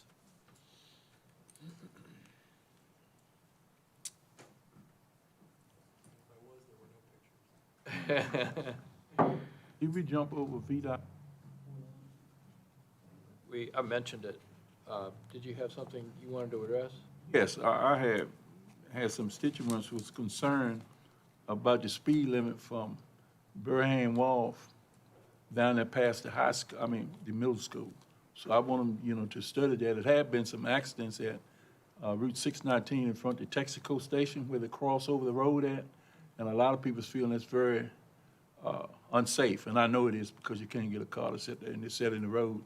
And some of my constituents was my age and older, And they have a lot of near miss there, so I want VDOT to know about it, that whether they want to do anything, I want them to know that it's a problem. Is that clear enough for the minutes that we can pass that on to VDOT? I think so. Exactly. And I can get with Reggie offline, and Okay. we intend to have them here in July or August at the latest to talk about the multipurpose path project. Okay. And So, I'm happy to share Lee forward to him. McKnight's number. He's always responsive to me on these things, and he'll get there even quicker than the administration can month to month. So if you need Lee's contact, he's been real good to me, even though he doesn't always give me what I want. That's a good way of saying. All right, next agenda item is landfill. We have Bob Hundley from Resource International with us. Actually, we have Mike Fiore, president of Resource, because he needed an excuse to get sorry. out of Richmond to come down here and Beautiful. get out in the country a little bit. Beautiful day to be in Middlesex County, Thanks, that's Mike. for sure. Mr. Chairman, members of the board, landfill. First of all, as we typically do, give you a status report on the landfill itself, and we are absolutely in total compliance. Gas levels are not detectable at the probes, and the groundwater system is in compliance with state regulations, although we still have a long-term post-closure issue. But what we're doing is diligently working to achieve termination of post-closure care and get you out of the landfill business 100%. So we're making progress in that respect. The other item, which is not as happy, is the issue of the consent order that DEQ has issued with respect to the county landfill. And as you know, the last time we presented, we gave you a pretty detailed rundown of the technical issues involved in the landfill scenario that was the subject of this consent order. And we felt that we had some pretty compelling reasons to refute the allegations. And we used that as the substance for a meeting with DEQ and the enforcement group to perhaps give them a different technical perspective as opposed to what I could characterize as being more subjective comparison. There were 3 people at the meeting, the head of enforcement for the Piedmont region, the staff member that prepared the consent order, and also one of the regional people that has been on the site. I think he was there once. So we had people that basically were focused on regulation and the files, but they didn't really understand. So that's why we went to a lot of detail to give them the technical arguments. They made 3 observations. One of them was that there were some filings that weren't done, and they had claimed there were 12. We determined from the records that we had that there were in fact 5 reports that were not filed, and that's on us. Why those 5 out of the hundreds of reports we filed with DEQ to get into the record, I don't know. They're there now. But that was, in fact, a shortcoming that we certainly readily admit to. The other observation dealt with gas exceedances. And we basically shared with them that the exceedances were in fact, but what the story behind it is what was being done to challenge those exceedances in terms of a regulatory environment. It's not a violation to exceed gas levels. The violation is if you don't do anything about it. And we made it very clear what we were doing about it for a year and a half or 2 years. The third observation they admitted perhaps was not appropriate, so they dropped that from their considerations. We had long discussions about this. They listened and perhaps maybe provided some response. My sense is that in the consent order, they portrayed the gas exceedances in a way that didn't reflect the presentation that we gave them factually, that this landfill is going into a period of exceedance, non-exceedance, exceeded, non-exceedance, but every time there was exceedance, we did something about it. The substance of their allegations were that there was, this list of exceedances didn't characterize exactly what was happening at the landfill, but they used that as the primary focus for the culpability factor, if you will, of the irresponsible handling of the gas management. And I think that was the substance of their arguments. They claimed in that, and used the regulatory language, that there was basically a harm to public health and the environment, which is factually not correct. There was certainly never any danger to health and welfare and the environment, and there was no. So in the discussions, we went around and around. It was clear that our arguments weren't as compelling as we'd like them to be, and they basically wound up ultimately giving a 40% discount on the civil penalties that they were imposing. They were going from something in the neighborhood of $12,000 to $7,000. What you have in front of you is the draft consent order that they think is final, and Heather told them it wouldn't be final until you accepted it. And it basically confirms civil penalties. It also confirms that Middlesex would admit to jurisdictional allegations. And at that point, that's where we were. Matt and Heather were there supporting the effort, and excuse me. And I guess that's where we are at this point. Yes, Mr. Chairman, and I think Matt and I'll speak for Matt on this. We feel like, and Mike, thank you as well, it was a good team effort, and we feel like this revised order more accurately reflects the situation, which was, as Mike has said, was very important. There were some nuances that we disagreed on, and we were successful in proving to DEQ that those things had been mitigated and addressed. So thank you again to Mike and Bob. They put forth a great deal of effort, and we appreciate that. And I like to think that Matt and I helped some too. Oh, you did. I think they wanted out of the room. They didn't want to hear us talking. Yeah. Matt and I were very passionate in our wanting to ensure that the order reflected all of the facts, not just misperceptions. So can I assume that everybody here is happy with how that turned out? Maybe not that the fine wasn't lower? And does that take us, or if we were ever added onto a blacklist of what Middlesex is involved with DEQ? Well, I would say that I wouldn't say that we were happy, but I think that we are satisfied that the consent order more accurately reflects the situation. And I do think that we had some very positive discussions with DEQ. It's always a good opportunity to have constructive criticism on both sides of the fence. You know, for example, if you're going to send someone a violation, don't label it as an inspection report.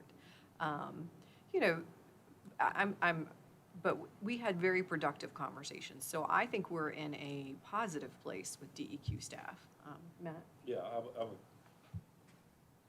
I would agree with that assessment. I wouldn't use the word happy about it. I think we could live with it. And just a note to self, I mean, I think Bob and Mike know that even the most innocuous email or innocuous report, respond and continue to respond even with good news. So you just have a overwhelming paper trail because apparently you need to have that now. That's all I'll say public. Thank you, Bob, for your support and keeping us in compliance with what needs to happen.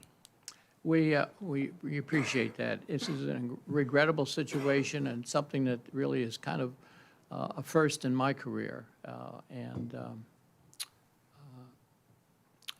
You know, I have nothing more to say at that point. But there's nothing wrong with your landfill. This landfill is not going to blacklist you in any sort of way. We will get you out of termination of post-closure care. This is just a situation has occurred, and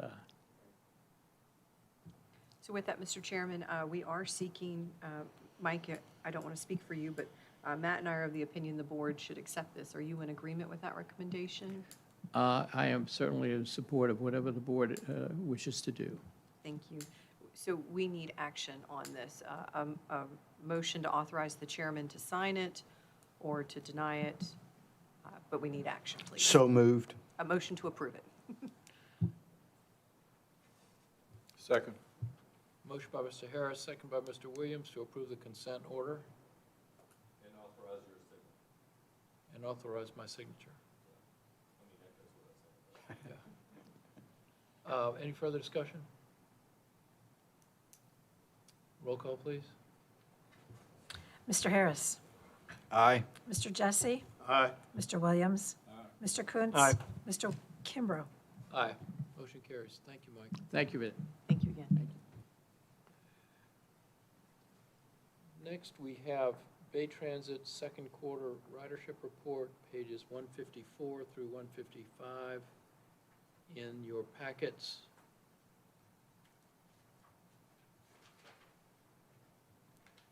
And next, we have the county engineer update, sewer systems update. We are pleased to have Jeremiah with us today to provide an update. This is pages 156 through 185 in your packet. Welcome back. Thank you for having me. Chairman, Board, thank you for having me. Have a quick presentation, then discussion on project cost. Updates on the Middlesex Transmission Force Main project. What I posted here was the project description. 17-mile force main going from the town of Urbana to Matthews, Route 3. And next page. So just wanted to give an illustration of what the transmission force main is going to look like in the end. Is, as you can see on the top, on the left picture, top left, you can see Urbana. On the bottom right is where it ties into our Matthews transmission force main. And then the other image is over Twiggs Ferry Road. Just another image of where we're proposing on that. And then the next image is the overall. Sorry, Jeremiah, what is, that's like right outside of my neighborhood and I'm not aware of it. Proposed force main alignment, what does that mean? That's just where we're proposing to put the force main. It's right outside of it. This is the cove, but we also. So that's just your Twigs Ferry line that there's Yeah, nothing. that's just Okay, going all down right. Twiggs Ferry. It's kind of just another just- illustration. Very good. Yep. And then here's the projected service areas that we're going to be serving with this force main. We have the Deltaville, Hartfield, Topping, Locust Hill, Cook's Corner, Christchurch is in there, but that's still an open CIP and open discussion, and then Saluda. Just really illustrating why we're doing this project and where it's going. And here is Just the. for clarification, Jeremiah, I thought the previous slide showed going the force main all the way to Urbana, but I don't, why wouldn't we, can you explain that? Why Urbana's not listed You here? showed the force main going from Cook's Corner to Urbana on the last slide, right? Yeah, And so we're picking up Urbana, but Urbana's an existing collection system, so you just don't have that shown here? yeah. Okay, It's thank an you. existing collection All system. right, very good. But I believe there's Bethpage, Kilmar Lane, which is, geography is rough on me, but Kilmar Lane is also included as one of your service areas that's up there as well. But Urbana is a existing service area, so it's not a new expansion. And then project schedule. So currently, we're looking to go to bids July for majority of these projects, except for MP 013810, which is the transmission force main going to Deltaville. We're looking at that probably April of next year, give or take a couple months. But the idea is to have that completed at the same time as the transmission force main's completed, along with all the various pump stations, so we can service Deltaville, Topping, Cook's Corner, Saluda, Urbana, and Hartfield and Locust Hill. So with that being said, we're looking at July for bids, but we're running into some easement issues. We've acquired 92% of the easements as of right now, but we're still waiting for about 8% of the easements. And we're looking at alternative methods to acquire them. But right now, we're still in negotiation with these property owners. We're hoping to have them resolved in the next month or two, and would feel better about sending it to bid probably in August. But we're still targeting July, into July for advertisement. We're looking at 2 years construction. So with that, we're looking at end of '25 or August of '25 to the end of '25, construction complete. And then the next page is overall cost, total project cost, and then OPCC, which is just the construction cost. So for MP 013710 is the Saluda pump station. Total project, we're looking at about 2.3 million for that, and that's going to be right out here to replace the existing Saluda treatment plant. Then we have 720, which is the Hartville pump station, which is going to be off of Wood Brothers Road. I think you mean Hartfield. Oh.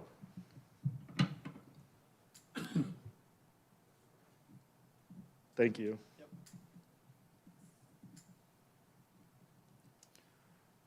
Hartfield pump station, which is right off of Wood Brothers Road, looking at about $7.8 million total project cost. And then the transmission force main has actually, the cost has gone up since the last estimate of, I want to say it was 36 million. So it's gone up about $4 million since our last estimate, and we're at 100% right now.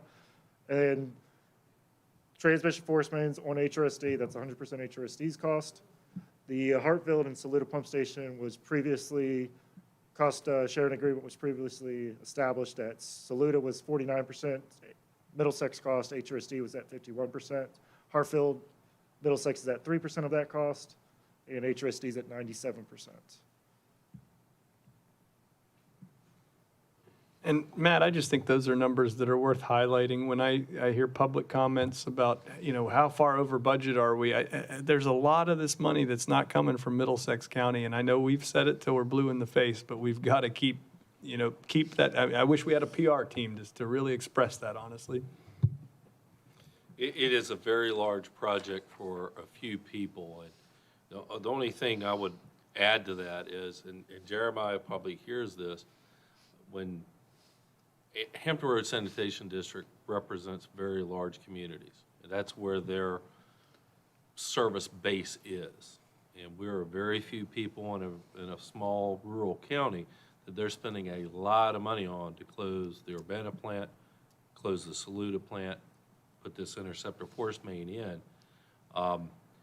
We'll see what these costs are after the bid comes in.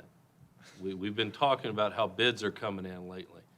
But it's a lot of investment in our area, and it needs to be recognized. Hampton Road Sanitation District's really spending a lot of money on us and the community out here. So it is. Well, and not only are we taking older plants that are dumping raw material into our rivers offline and pumping it outside of our community, we're expanding our economic development base because now there are businesses that are going to be able to have us sit in their restaurants and enjoy their stuff. So there's a lot to be said here, and I think we're doing a good job of getting that word out there, but there's always room for us to get the message out there even better. And then project alignment, just go down where we're going. It's going to go down Urbana Road, across General Polar Highway, then down Twigs Ferry Road, and ties into 33. So just a general discussion, we have gone through several different alignments to find the best path, either through VDOT, right-of-way, property acquisitions. We've looked at many options, and at this point, I think we're set on the alignment, and we're just going through the property acquisition right now and easement acquisition. So we still have one fee simple property to acquire, and then we have, I want to say, 8 easements that are still outstanding. Conversations with the school board on the easement we've talked about. Yeah, that's the fee simple. Yeah. And that's going well? Last I've heard, we're still in discussion. Okay. I apologize, there's 2 fee simple properties we're working to acquire. And apparently I did not continue my questions, it got deleted, so sorry about that. The next slide should have said questions. Any questions on the updates, on the general projects? And just for my part, Jeremiah, I know you've made a lot of trips up here, and there's been some uncomfortable trips, but it's been a pleasure so far seeing you come up here and stay on this project. A lot of times, you know, you lose your liaison when the projects last this long and we have a replacement, and it's just, it gives me confidence to see you come up and handle, you know, all the, you know, the things that you have to handle from us, and you're steady as a rock, and we really appreciate partnering with you and your team. If I can speak on that. So I did take a new role within HRSD, but I told them that this project's important to me and to Middlesex, that to jump off of it midway through and give it to somebody else, it just didn't seem right. We built a relationship. I'm actually in small communities now for the system manager, so I don't want to lose a relationship that I've developed over the last couple of years. Thank you. Now to the other topic. Jeremiah, what's your new position? Assistant manager of small communities. Congratulations. Thanks. Thank you for not leaving us. Yeah. So I'll be managing the system once it's installed. Terrific. I got a question here. Yes. You got recommended actions, $742,000 and $196. What is that for? So what that is there's a series of change orders that we initially appropriated with the board of $4.6 million, and I'm requesting an additional $742 due to unforeseen conditions during the construction phase. So the contractor we initially had an appropriation of $189,000 for contingency purposes. And now we've exceeded that, or we're looking to exceed it, because none of this, anything above the $189,000 has not been spent or worked on. So we're at capacity. The total change orders previously was $186,000. So we have about $3,000 left over in contingency. So we're looking at 3 potential change orders that have an increased cost of approximately $550,000 that we don't have funding for in the current project. This has gone to HRSD's commission to appropriate the funds, but it also needs a secondary approval through the Board of Supervisors of Middlesex due to our agreement. So this is to discuss the additional funding required for this project. Also in there is a $126,000 task order to Bowman Consulting for the additional time and delays that this project has seen. This was projected to be completed in July.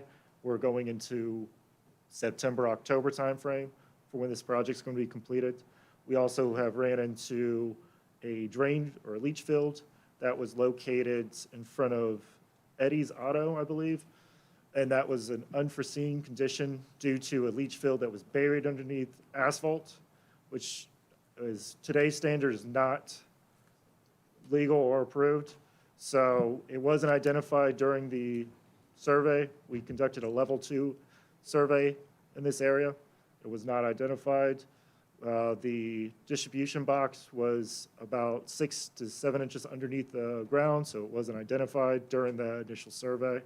We also have a Verizon relocation that's on the adjacent side of the road, or the opposite side of the road over by the boat shop. That relocation, we conducted a survey in 2017. This project's been sitting for a while, and there's utilities that were probably installed after the survey that weren't identified. We typically don't redo a survey once we start. We expect to go out to bid in a short period of time. This project did take a while to get on the street. So those items were missed. With those, you do run into the chance of, do you do it during construction or do the relocation after or before bid? That's always a hard choice. I've had a couple projects where I've done it before construction, and you have delays of up to a year before Verizon or other utilities will relocate. But these were unknown during the time of bids, and we've identified them now, and they need to be relocated to continue the project and installing the gravity sewer main. So, it's that the county is going to be responsible for $250,000, and the engineers that actually did it is not responsible for anything. Because you said the asphalt, the pipeline was under the asphalt. So they had no way of knowing it, even with knowing the direction that the pipe was coming from, and also on the other side of the road, it's also going over to the bank. So what we're saying is the engineers had no idea of looking at that building to see that we have some pipe potential problems, and you're basing everything on because it's under asphalt. You know, that's why I never like change orders. Because it tell me you're not thorough at what you're doing, and I'm not talking about you. When you're thorough at what you're doing, you always have an idea that you see a building on three sides. I mean, on three sides of a building, you're the engineer, but you can't draw it in the room.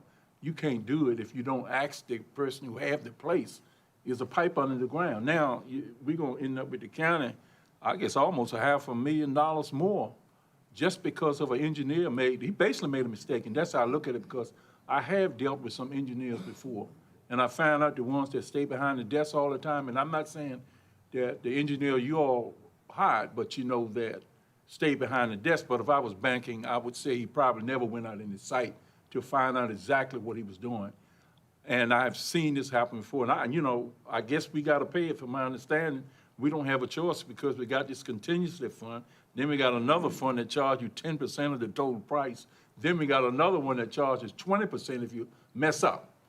Because that's all that is. If a person do the job well, you don't depending on messing up, because messing up is a mistake.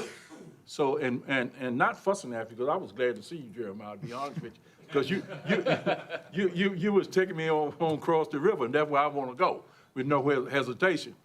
But, man, I just don't like this. I'll be honest, and I will say it, these change orders, if a person do a good job, we can eliminate on the change orders, and maybe it's something we could deal out. I don't know. I don't feel the county should be 100% responsible. I just can't see that. And I don't know what was done. And we justified. Now, we justified this by what we wrote in the contract, not whether we was wrong or right. We saying that contingency fund, we have the money there, and we pay it. So we use justification in a lot of contracts, and I really probably would never be good at that, because I couldn't do that. Don, I couldn't give them no 20% and 10%. I'm sorry. I just can't do it. But I just want you to know, I just deadly disagree with it. I feel that the engineer itself should bear some of that responsibility. And maybe he would get better. He or she or whoever did would get better from that. But if not, if they do the same thing over again, if it goes somewhere else and the same engineer, if you keep on doing it and do the same thing again, then you're gonna pass it on to the business. Whoever is running it, then it's your problem, because you don't make the same mistake twice. So if you all have done it, and you did say that you had ran across this before, so if they're kind of like looking, when you started doing projects and running through past buildings and understanding that, it shouldn't have been there, but we in the country, we in the rural, we put everything everywhere is wrong. So we gotta think that way, so. Easy now, Reggie, we're not that bad, buddy. Unofficially, right? You go on the water, you find out. But you know what, Reggie, you're segueing into what I think could be some good news. I think we have options when it comes to the 349. Jeremiah, do you want to go over some of the options and maybe alternatives to that? Yes. That we've talked about? Yeah, before we do that, though, can I just weigh in just a second? Thank you for being here. It's nice to see you. And I'll give you time if you want to put your flak jacket on. I've had to put one on every now and then myself, so I know what that feels like. I think, at least from my vantage point, and Reggie, and I'll bank on him, everything that you said a few minutes ago was based on things that were missed. Engineering didn't see this, didn't see that. My contention is, how's that my problem at this point? So there should be some sort of alternatives for this, because I can tell you, I'm pretty sensitive about particular items 6, 7, and 8. And it looks like the Ys on, yes, that's been completed on the first 5 items, and I assume that payment has come out of the contingency fund, correct? Yes. Okay. So 6, 7, and 8, is a real problem. There should be some alternative for that. Bowman, which was your engineer company that you used, correct? Yes. Some of this stuff should have been seen and should have been seen early. And if that's the case and that was missed,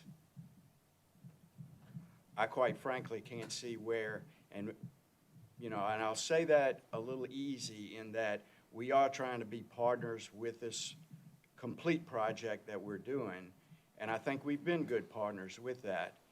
But at this juncture, to hit us with that kind of bill for mistakes that were made, the owner, actually the manager / owner of Eddie's, as an example, said he made that comment that there were issues there as far as the drain field several times. Now, whether that was done to the contractor, which if that was the case, probably should have got to you guys earlier. The delays in the project that you spoke about early, how's that Middlesex problem?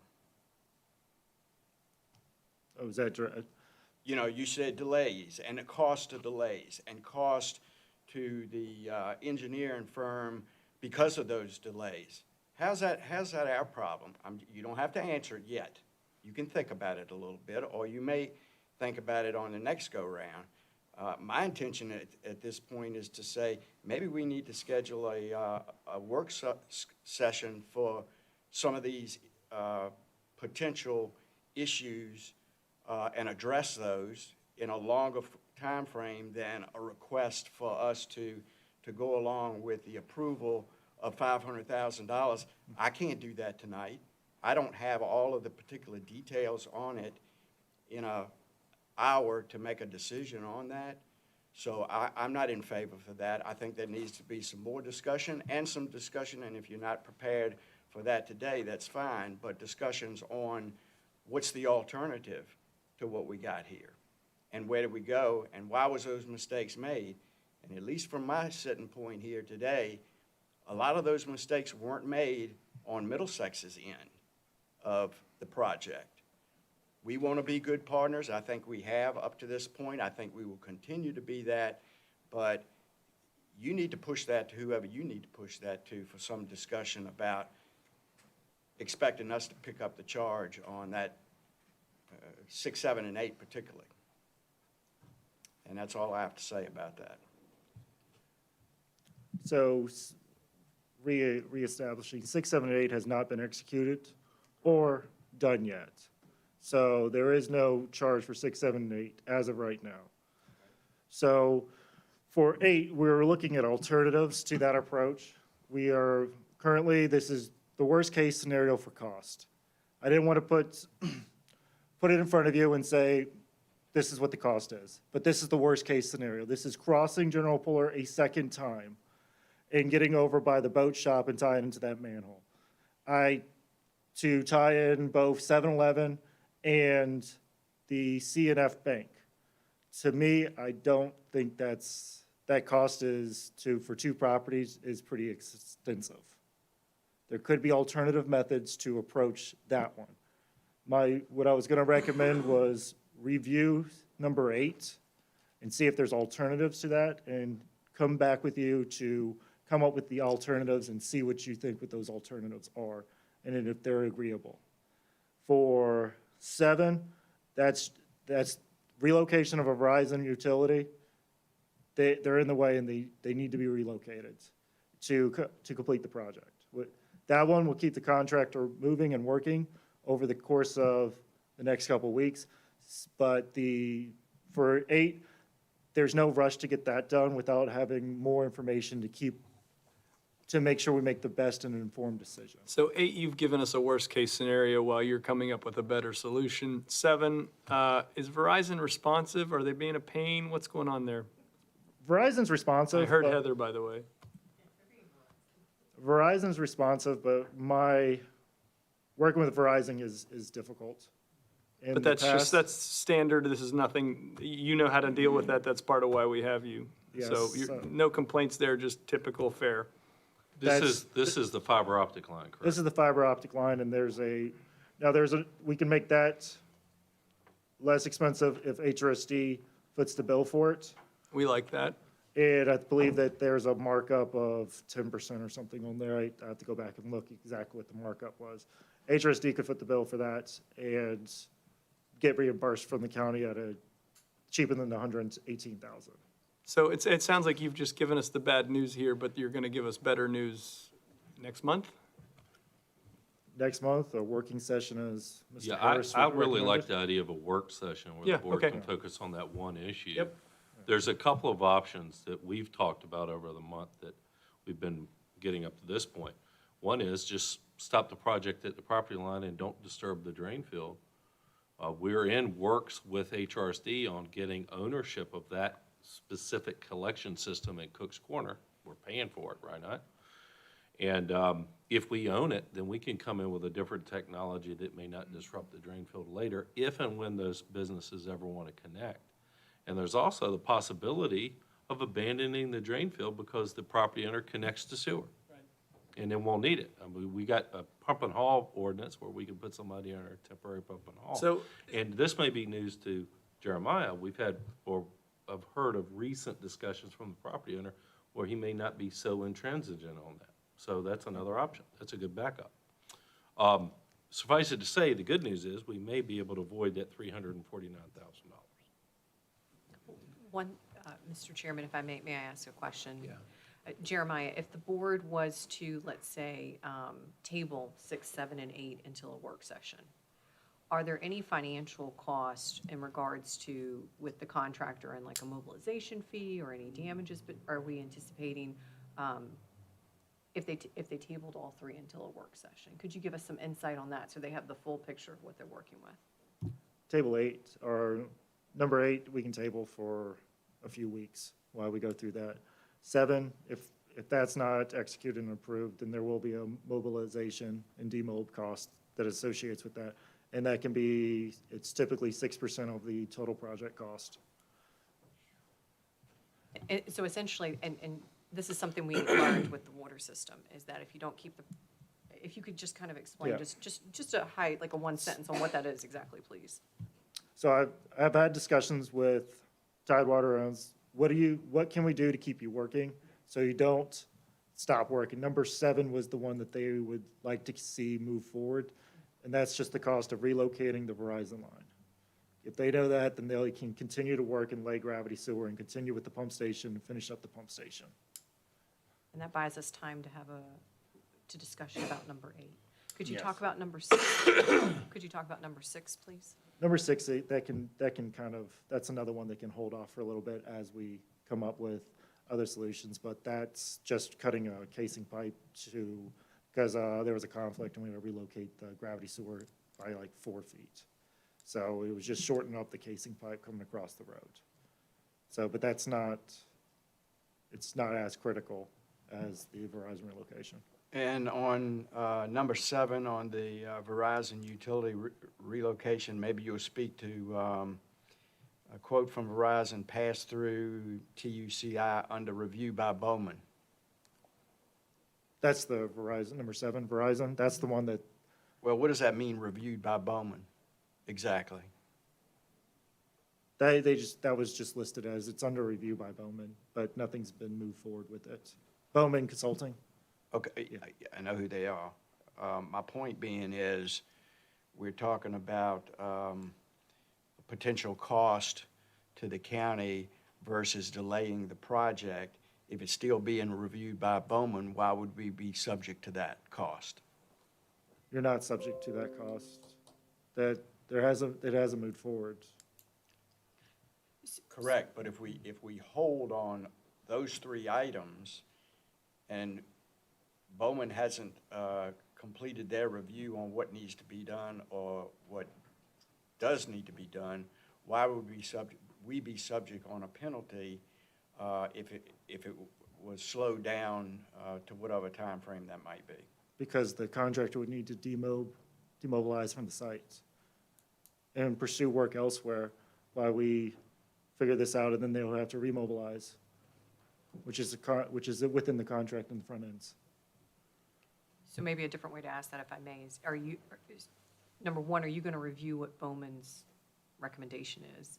I know. It's just in there as a note. Okay, I it's- was going to say, yeah. are you expecting them to have the answer shortly? I mean, are we expecting Bowman to take weeks? That's what, it sounds like Oh, okay. Supervisor No, Harris is it's, getting that, yeah. if that gets approved, most likely what else, my suggestion is HRSD will pay that and eliminate I believe there's a markup on it. I don't have those in front of me right now, but there's a markup on that. And we could cut the check to Verizon directly and save that markup cost. But I wanted to have everything in front of you, not a portion of it, and see if there's alternatives that would be acceptable. In my mind, this is not unlike discovering that a structural wall isn't as structural as we thought. This is also a renovation in the sense that we're going in over existing utilities, and over this many miles, you're going to find some conflicts. Some of them we found the hard way with the shovel and the smell in front of Eddie's, but with Verizon, we actually saw it, and we're saying, hey, we need this out of the way. So this is an unavoidable cost. It's a change order. We all hate change orders. They all mean that we have to explain the overage, but this is very typical. And what Jeremiah is proposing in terms of paying directly and saving us the 10 or 15% markup, that's what we expect out of our project manager, and that's just good diligence. And this is unfortunately one of those bad pitches that came by us. And I can see people shaking their heads. The reality is I've been in construction for a long time, and there are change orders that happen in projects. And if we're going to pretend that there are not cost overruns in projects, we can pretend, but we're going to be doing that in isolation and not with me. These things happen. I got one other thing. Said the contractors themselves, the actually ones that was doing the digging, they feel any responsibility at all? Or they just saying, well, we was going by what the engineer told us, so we just get in a tractor and just go down and just dig? Oh, no, They got any responsibility if they got to redo something? Are they saying, look, we can do this at cost or something like that? So what they have been doing, and the contract's been great to work with, is they've been looking ahead. They're not trying to come up with, they're not running into the issue without letting us know ahead of time. Okay. And they're trying to find ways to resolve issues at no cost to the project or minimal cost to the project. But these are the issues that they couldn't come and burden that cost. So some of it was, okay, if we move a manhole 5 feet this way, we're avoiding this conflict. And we're laying the same amount of footage, but we're just relocating this. And yeah, there might be a little bit extra work along with it, but there's no cost to that assignment. But these are the costs that they feel like they would be burdened by if they were trying to absorb it. You know, and I would guess it also, you know, take the individual that's doing it, you know, and, you know, you look from a labor standpoint, you run a tractor and you can see what you hit down on. I mean, you know, we can play if we in the field and we are set up that we always believe in contingency and we always believe in we gonna make a mistake and it's like nature and we can't do anything else about it, it happened. If we start thinking like that, we always gonna pay too much. And that's one reason why we pay much. You know, it don't bothers me, but for a person to say that, hey, it's all right to make a mistake, we're gonna pay for it. That's not good language. Accountability is. And I just wondered about, you know, how I heard about the cost and, you know, what happened and talking to different ones, you know, and know a little bit about construction. You know, some people that actually haven't got their hands dirty. You know, if you get your hands dirty and you work from the bottom to the top, you know what's going on, you make less mistakes. Then if you go from the top to the bottom, you're always gonna write in stuff. But hey, Jeremiah, you know, long as we do something, I talked to Matt about it, you know, so the best way we can handle this is whatever we come up with, but I just wanna make sure that something be said about it. It's not all right. And I'm not saying that, you know, it's not all right for an engineer to sit back in the room and draw the pictures, because I have experienced that too. You know, so, hey, man, you got a good job. I mean, I like your name, Jeremiah, like I told you when you came up. It's good to see you. At least you bring some good information. I'm going to say this again, because every time you talk, you take me across the bridge, and I like that. So real quick, I love the way you put that. Has the commission, your commission, seen this? Have they approved it already, or are they scheduled to? They have already approved They have already approved? but that's contingent on your approval. And they've approved the entire $742,196. Okay.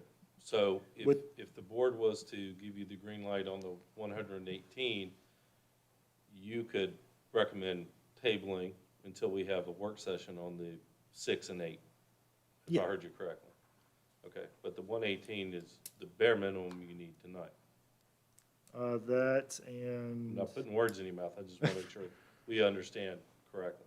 and then the additional funding for the consultant. But I think that one can also, that would be the other one that I would be requesting tonight. Mr. Chairman, can I ask a question on that? Yeah. Okay. So Jeremiah, can you explain that to us, please, in great detail, what exactly this consultant's requesting? So there, And what the impact will be if they table it? Sorry. so what they're requesting is additional funding for. And this is Bowman, right? Bowman, yes. Is additional funding for inspection services, and then additional CA due to the overrun on this project, delay or overrun. So they're requesting $126,000. I believe I have it, I do not have it broken out, what the percentage difference is, but it is in the packet. And who designed the system? Bowman Consultant. So on their design, they're having, okay, okay. So what I'm hearing Matt try to feed us is that that's something that we need to resolve right now, or do we get a chance to talk to Bowman and have them present and answer the kind of questions that I'm sure our county attorney wants to ask them? You know, how does this work? Because I can see clear on change order 7 and moving forward, but this consulting, I mean, to Heather's quiet, under her breath point, they designed this, and this is a big change order. I'd kind of like to have them present to us why that's ours. That one strikes me as different. I'm sure that Bowman would be more than happy to meet with you and discuss. Yeah, okay, Matt, what are your Meet with thoughts? us. Yeah, the team. Good team, yeah. They're working with y'all, but yeah, Yeah. we're part of that. I mean, Matt, am I missing something there? It just seems to me like Bowman should come in and go ahead and tell us what we get for this $126,000 that we didn't already pay for. I don't want to hold anything up, but at the same time, you know, that's a pretty casual $126,000 invoice that just floated across our nose. And do we have alternatives to that? Like, is it possible for HRSD to inspect? We don't have in-house inspectors. Who else do you use for inspections? We have a few that are under contract with us. I mean, maybe we as a team need to, as a part of this, whatever you're having work session, maybe talk about where else we can pursue, if in fact we need additional inspection services, which may or may not be the case. This is what Bowman's telling me, and I'm just learning this. Let's pursue other inspection options if that's available. Let's get our heads together as a team. That one is one we fight. I don't see number 7 as one that we have much opportunity to fight. You've brought down the cost as much as you can by paying directly and getting rid of their margin. But this one, I really think the work group needs to push Bowman and say, hold on a second, we've got a lawyer and we have a contract, and by what right do you think you make a claim to this amount of money? And you're basically holding us hostage in a time where we are already motivated to keep this project moving. We'd like more of an explanation than what we've gotten so far, is where I stand on that one. I would agree. And with that, Mr. Chair, I'd like to make a motion, if you're ready, regarding change order number 7. I just had a couple of Go ahead. questions for clarity myself. One is, the Verizon relocation, is that for the force main or is that for the collection system? That's for the collection system. Okay. And all of the other, number 6 and 8, they are also for collection system, not for the force main? That's correct. And what you're going to come back to the work group with is the option. I don't feel like there's necessarily an obligation on our part to provide collection service to the 3 commercial locations that are already have their own systems, right? So that would be the 7-Eleven, Eddie's, and the bank. That's correct. As I understand, the 7-Eleven and the bank may have recently installed their own engineered systems, which should be good for quite some time anyway. So are you going to come back to us with simply curtailing and not having a collection system reach those facilities? Because if you need authorization to do that, we should talk about that. So the project's Middlesex directed and moved forward with the properties that were assigned in phase one of the service area expansion. And CF Bank and 7-Eleven were included in that. So if the direction were to be, we no longer want to include that, that's just something that I need to know from Middlesex. And then that $350,000 change order reduces dramatically.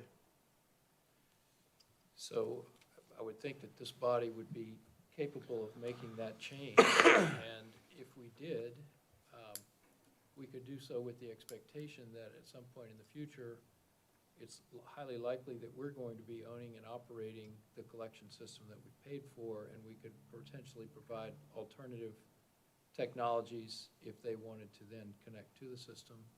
Is that reasonable? That would be reasonable, or if that leach field's no longer viable and they would like to tie in, then that opens up that corridor again for the gravity sewer to be laid. So there's options out there that would be possible. I think that's two very viable options. And there was a question that came up, if I could, just real quickly, because it may be on the minds of others. Well, why not just plow right through the drain field and then replace the drain field? It's gravel, it's some plastic pipes, easy peasy lemon squeezy. If you're building a sewer line, you can rebuild a drain field and just put it back into service after you're done. That was probably one of the first options that was considered, and that is a no-go. The health department says absolutely no. Can you speak to that a little bit? So you Because I thought can't, that was, well, yeah, that's a pretty obvious way to fix this. Why couldn't we just do that? yeah, that's against, I believe it's against the law, actually, to damage and then reinstall a drain field such as that, as you, if it's known. It's a known asset at this point, and you can't just go through it. We can't even jack and bore under it, because that was another suggestion, 90 feet jack and bore. It would be a third of the cost, probably, of what we're presenting. You're not even allowed to jack and bore 15 feet under it. They're holy ground. Yeah, because that was my suggestion was, well, why don't you just jack and bore under it if you can't go through it? And that was the issue with that. So the only way to get around it is decommission it, relocate it. And that's another option, is you could always relocate the leach field to a different part of the property that hasn't been disturbed, it's not paved over. But we looked at that, and the cost climbs because it's an engineered system, and the cost is expensive. Yeah.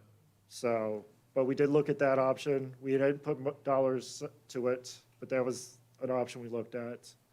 We looked at going into the VDOT right-of-way, into the roadway to install gravity sewer. There was potential of losing the road, so the cost starts climbing as you start evaluating. You start getting these engineered shoring systems in.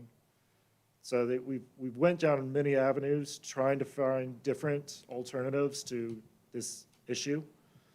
Not just, this is it. We've looked at options. We've tried to thread it between the power pole and the road, and we don't have enough room to do that without disturbing the VDOT road. So we even looked at potentially going behind Eddie's Auto and just going around it that way, see if that does anything, and the cost is still, we've been looking at the options, and one of them is potentially just abandoning there and looking at alternative systems if Middlesex takes over. But if HRSD owns and operates, it's gonna have to be a gravity sewer in this area. And we don't have a mandatory connection policy. If we had a mandatory connection policy, and I'm definitely not recommending we ever do, then it would be a mandatory connection, and that would be another way to fix it. But we don't have a mandatory service policy either. I think you were getting that, Mr. Chairman. If the three businesses need sewer in the future, we own the collection system after construction's done and it gets conveyed to us. We can serve them with grinder pumps, a lot easier than extending gravity to them. And we can handle it that way. at a time in the future when they even want it.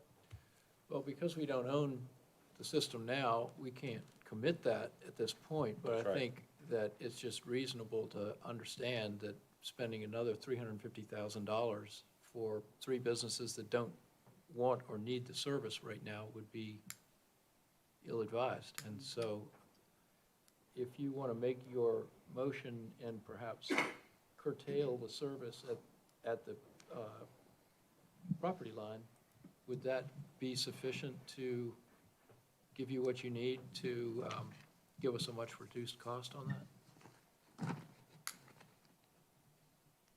That would keep the contractor working, but that does not give me an inspector on site.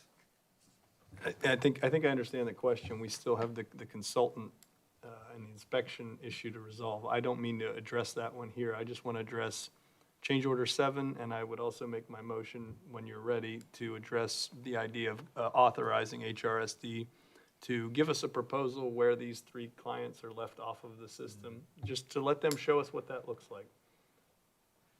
So if you're ready for that motion, I can make it. Well, there's that. There's, do we proceed with line item 7, 118,000? That was part of my motion, yep.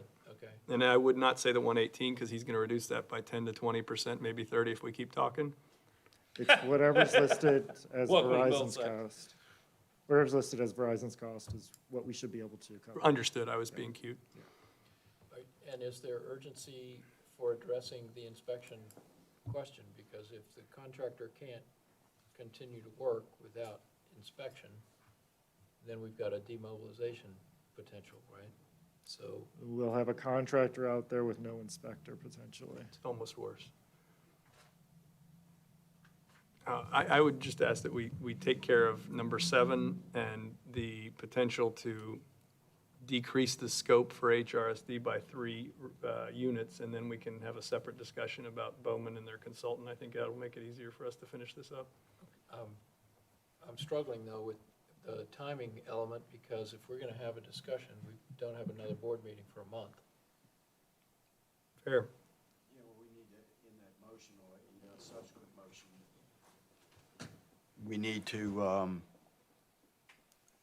identify we're gonna have a workstation, Work group. work session to go through several of these things. Which can only have probably 2 board members, so we can authorize that group to make a binding decision. I think there's a question for you, Why would Madam we, Attorney. why would we only have 2? Oh, we can get all of us together for a work session. Right. Okay, A regular public work session. okay. So Do we need 2 weeks' notice to do that? You just need 3 days' notice. And we can let Larry know right now, he's here, Okay. so that's part of it. Well, the motion's getting too complicated Yeah, for I was me, gonna say, so I'm could going to we let you take it in guys take pieces? over. Yeah.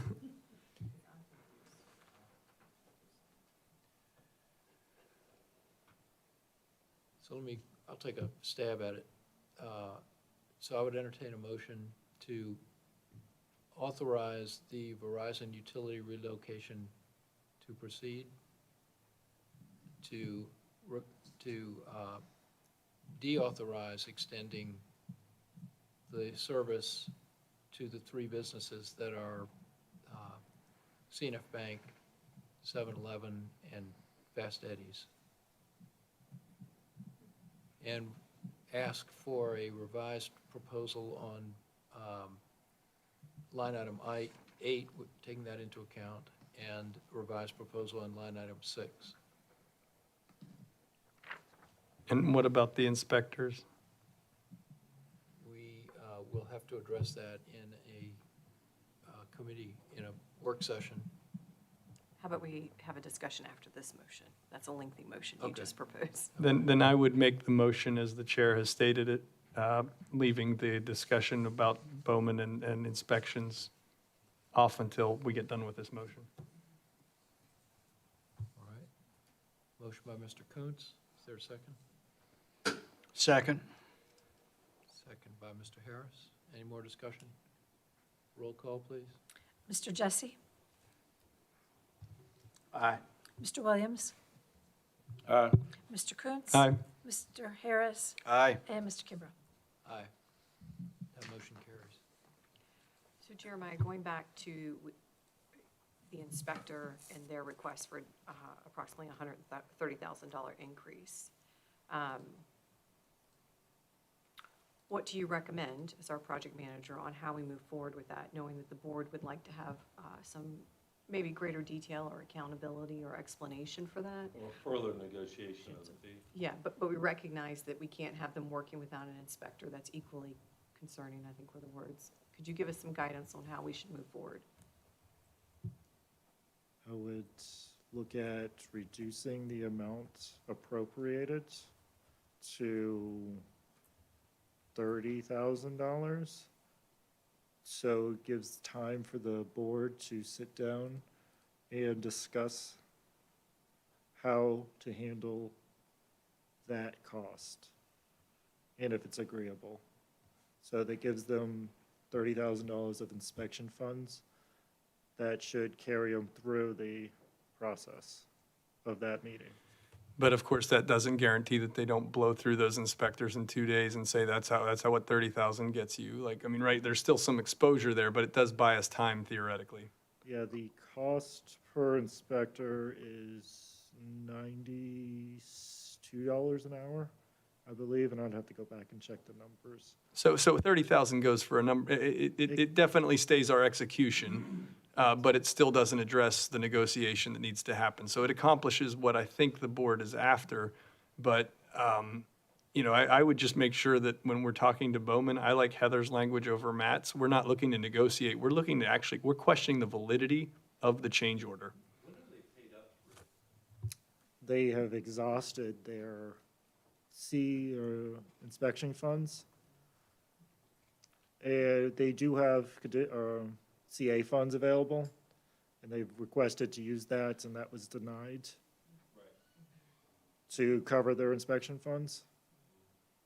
So we had this appointment here. The reason I say renegotiate, and realize they work for y'all, I get that. We had a similar experience at the Water Authority, and there was considerable discussion.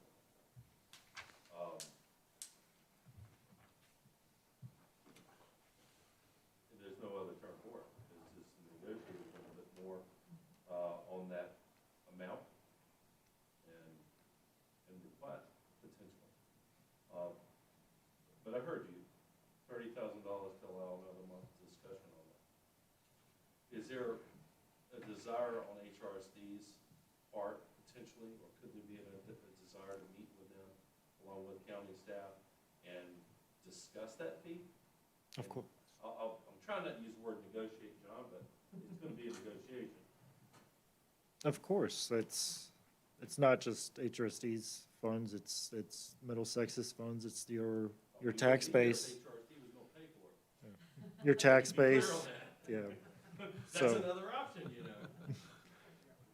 So we understand. So yes, it would be, I would expect that to happen. It wouldn't be just me coming and presenting a cost and being approved. I'm glad that you're doing your due diligence with these requests.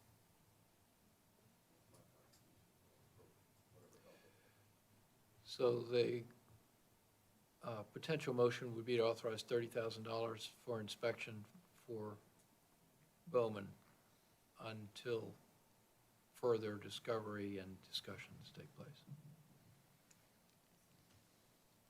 Anyone care to make that motion? Yeah, I'll so move on that motion. Also second. Motion by Mr. Harris, second by Mr. Coates. Any more discussion? Roll call, please. Mr. Williams, excuse me. Yes.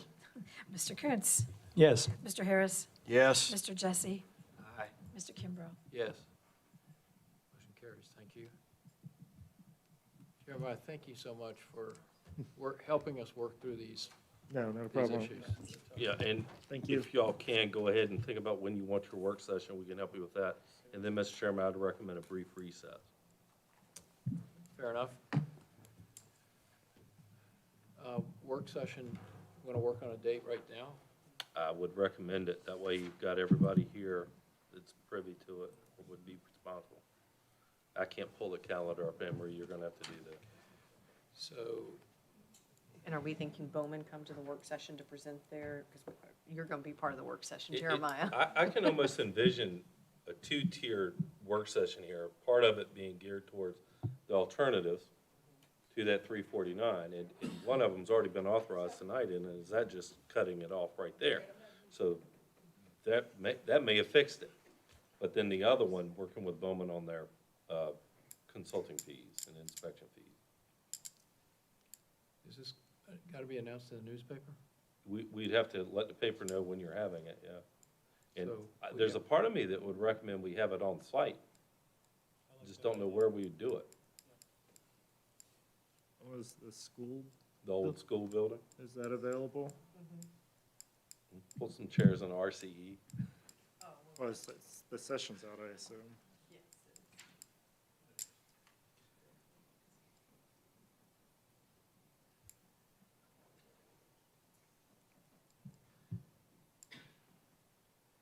Does Wednesday,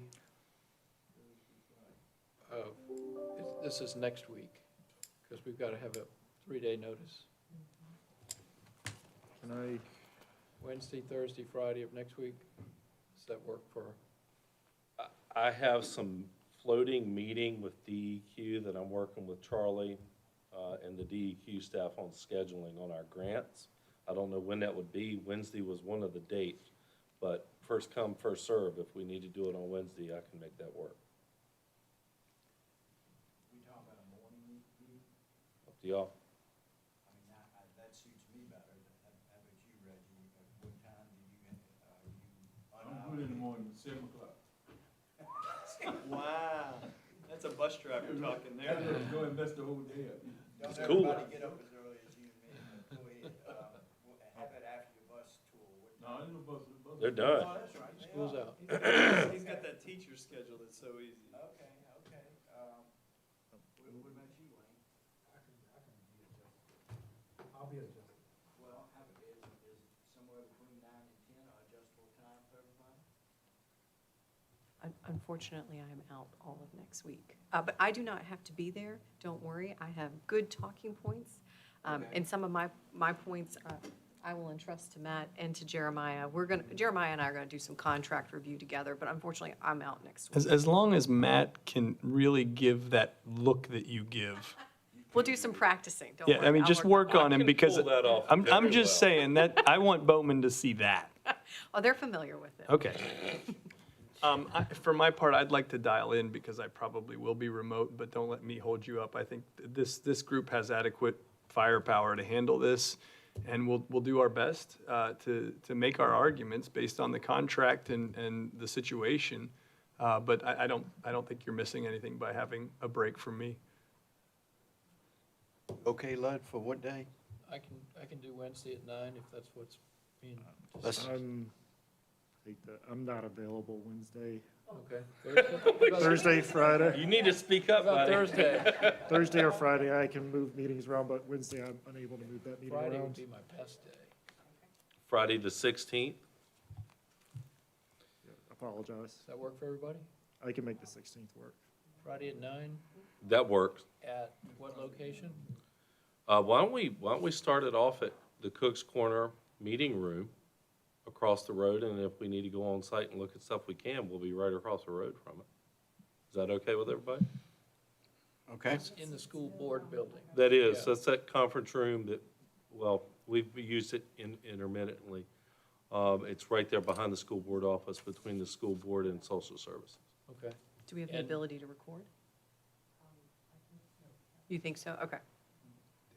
We'll, Yeah, but do we have the ability to record? I have a handheld recorder if Kevin can't make it work. Okay, because you may want minutes and stuff. Yeah.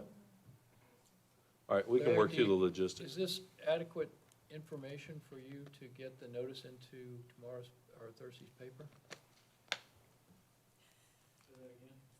Is this, we want to make sure that we have adequate information to get into this Thursday's paper, a notice of a meeting Friday a week, Work session.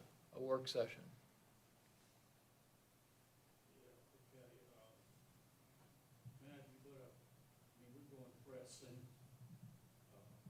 Well, it's not this Friday, it's next Friday, right? Yeah, but the paper deadline is now. Today. Oh, yeah.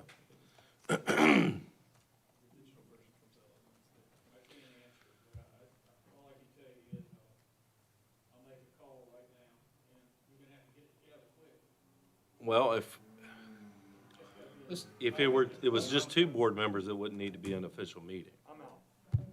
Well, but you need board, As long as We the need to two take will a talk to vote. two others. We need to be able to take a vote. Why don't we take a 10-minute break here, and we'll talk about write that. All right, so we'll adjourn for 10, or pause. Because it has to be in. Pause for 10 in minutes. 2 weeks, is that correct? Recess. Thank you. Does it have to be paid advertising? It doesn't even have to be advertised, you just gotta be aware of. It's not a public hearing. That's kind of. All right, can you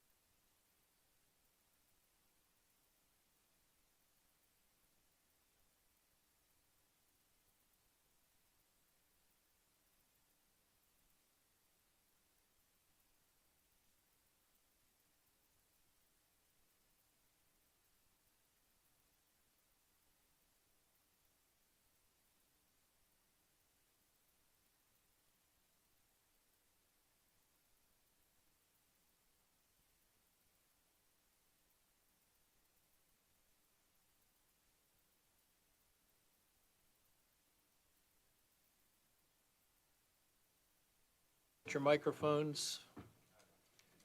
So next item on the agenda, I think we're finished with the county engineering update. Thank you so much, Jeremiah.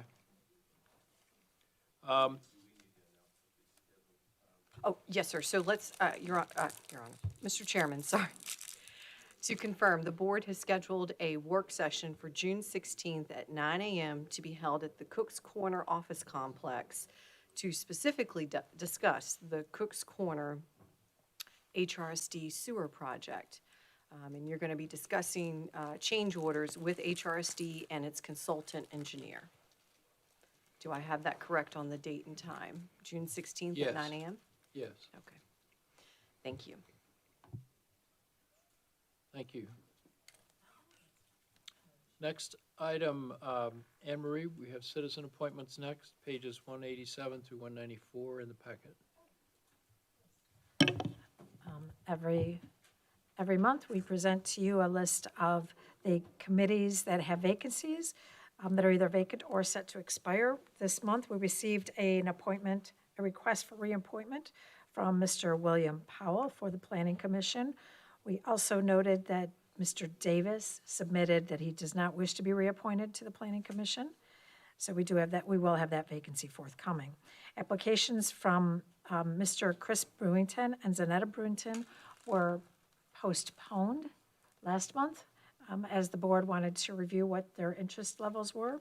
I did call them. They indicated that they would like to do anything they could to help the community. So they did not have a preference to the boards or committees, so I don't know whether or not you wanted to consider them for the wetlands, which apparently has one vacancy alternate.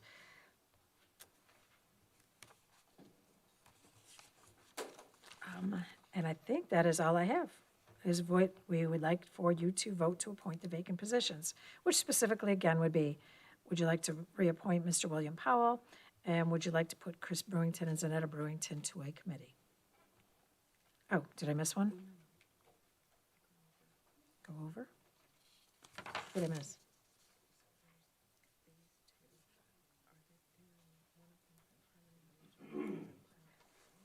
Right, so they're not, the Brewingtons were in Hartfield, right? Yes. So I don't have a, oh, so you're saying I can't put them on BZA because they're in Hartfield? So the only place left for them is for either the Wetlands Board, or I was notified recently, and Reggie, since you are here, you may be able to assist me on this, that there may be a need for an additional appointment to the Recreation Advisory Board. Is that correct? Okay. Because that is to me, that is a very important board also, that would also need some interest, that would need somebody who is interested, so.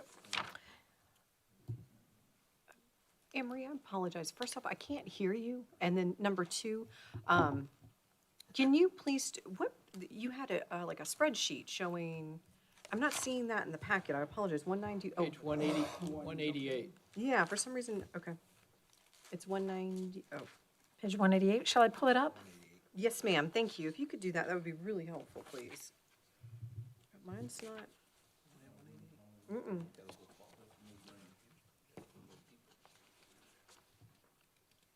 198 or 80? 188? 188. Yeah, for some reason my packet does not have it.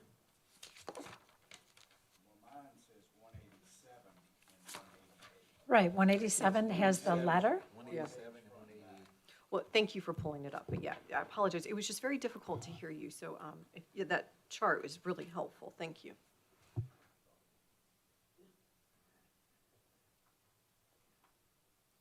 So, Mr. Powell has served on the Planning Commission and is asking to serve again.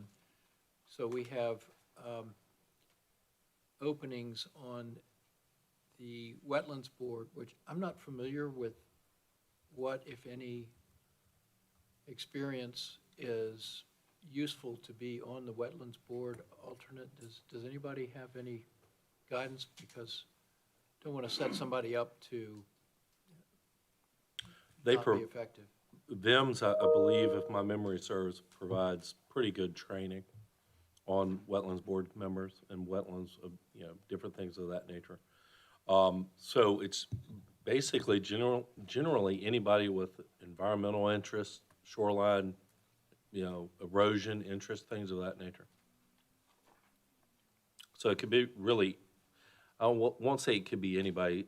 You need a thoughtful, intelligent person, of course, but they get adequate training, I believe.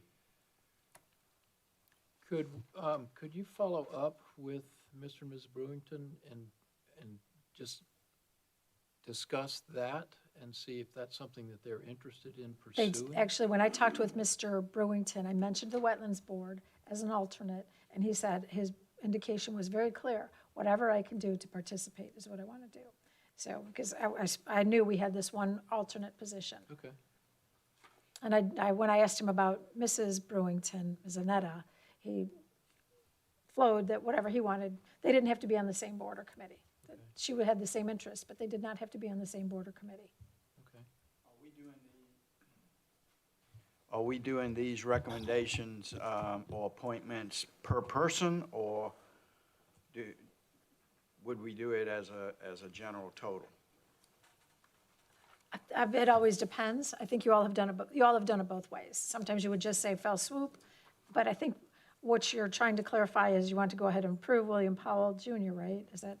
Yeah, I think that's an easy one to start with. Right, that's the discussion. So I'll make the motion that we approve William Powell Jr. for the Planning Commission, Pine Top. For a second, I'll second it. any discussion? Have a roll call for that? Mr. Kuntz, Mr. Harris, Aye. Mr. Jesse. Aye. Mr. Williams, Aye. Mr. Kimbrough. Aye. And the minute should reflect that Mr. Kuntz left.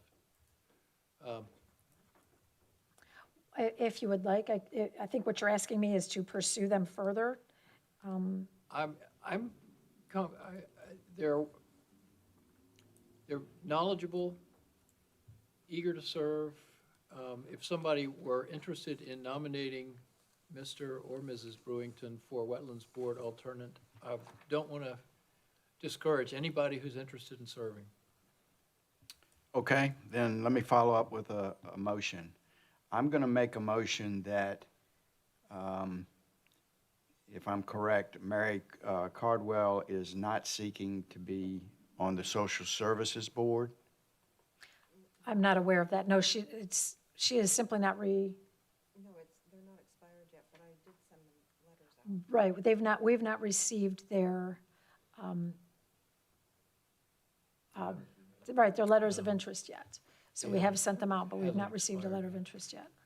from Mary Okay, so Cardwell. we may be premature We may be premature. in knowing if she's coming back or not coming back, correct? Correct. And we haven't heard anything back from George Sneed Jr. as well? Correct. Okay, well, we have a vacancy of the Board of Zoning Appeals, although my personal opinion is I think these two people would be better. Zanetta Brewington would be my first thought, maybe put her on the Social Services Advisory Board. And since it's the 30th when this runs out, maybe she just hadn't responded, or on the reappointment letter that was emailed, was that emailed to, in the email, was it stated that she needed to, or that person, if they wanted to be reappointed, was there a due date for that? No, just by the time that their appointment. No, all it said was the time of their appointment. Yeah. So what we could do. Yeah, right. So what we, if you would like, we could certainly wait till next month when we get either these reappointments letters back, and then give Mr. or Mrs. Brewington an opportunity for some of these, instead of being alternates, of being a board member. Is that what you're thinking? Yes, and I wanted to give a opportunity for Scott Schaefer, for Mary Cardwell, and for George Sneed, since that doesn't run out till the 30th, to maybe have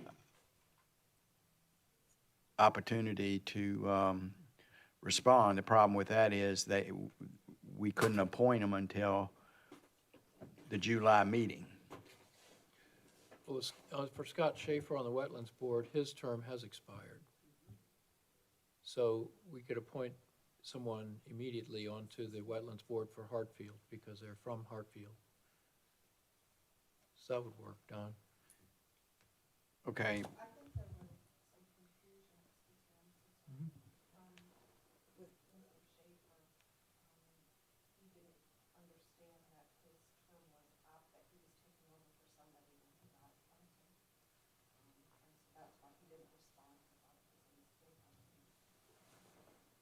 Okay, so is he interested in continuing in that spot?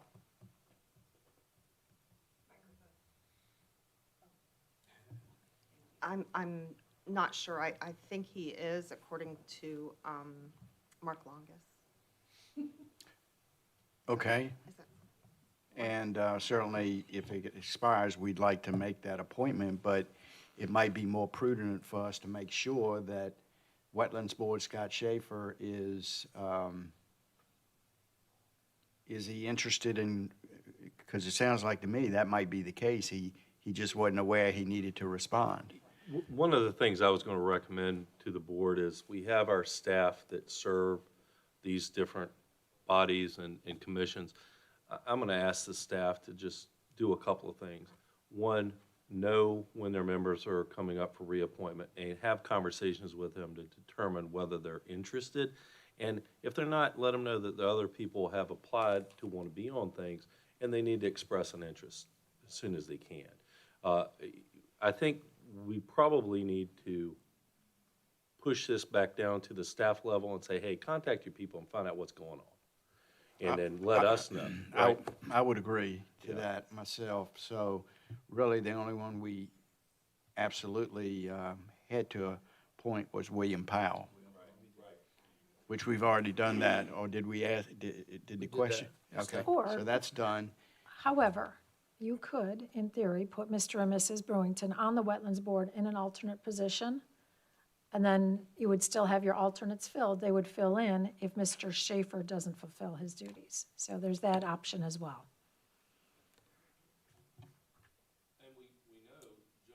Yeah, I'm guilty of it now, too. We know Joan Curtis doesn't seek to be reappointed.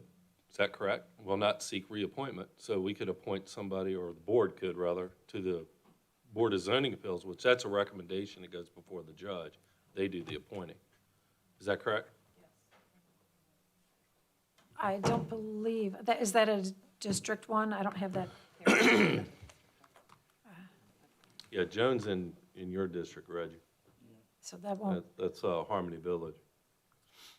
so he's not they are not in Harmony Village. Yeah, that's correct. That's right. I would suggest that we appoint one of either Mr. or Mrs. Brewington in the wetlands alternate position, so that position will be filled, and that we just get better prepared with some recommendations for the next meeting. Okay, I'll make that motion that we, Wetlands Board, that we put Chris Brewington in that alternate position Is there a for the second? Wetlands Board. Motion by Mr. Harris, second by Mr. Jesse. Any more discussion? Roll call, please. Mr. Harris? Aye. Mr. Jesse? Aye. Mr. Williams? Mr. Kuntz? Mr. Kimbrough? Aye. Motion carries. All right. Anne Marie, ARPA funds, next, pages 195 through 196. Quick question. J.D. Davis is not going to reappoint. His health, it seems to be an issue. And I told him in speaking to him that Reggie would probably give him a call to pick his brain about anybody that he might think in the Harmony Village district. So Reggie, you've been so informed. Okay. Yeah. He's been a very valuable asset to the county for a long time. And I told him that when I spoke to him today as well. So, okay. Anne Marie, over to you. Middlesex County Volunteer Rescue Squad has asked that they be allowed to use the money that the county provided from ARPA instead of for an ambulance to be used to renovate the squad building that they just purchased in Urbana. So it's simply it's just allowing them to use their money for a different purpose. I'll make that motion that we approve the ARPA grant for the rescue squad for the building. Second. Motion by Mr. Jesse, second by Mr. Harris. Any discussion? Roll call, please. Mr. Jesse? Aye. Mr. Williams? Mr. Harris? Aye. Mr. Kimbrough? Aye. Motion carries. Next item.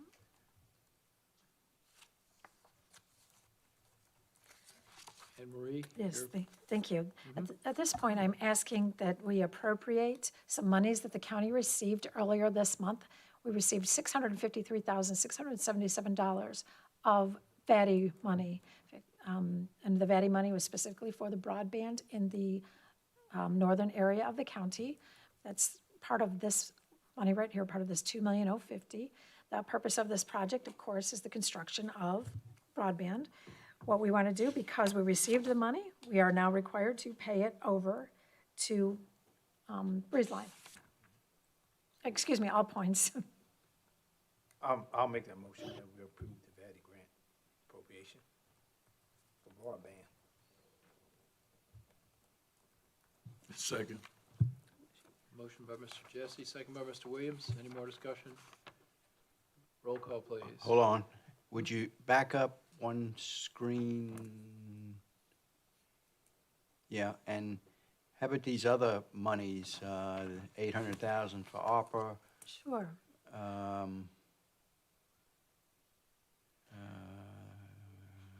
All Points Broadband, Dominion Energy, 4 million.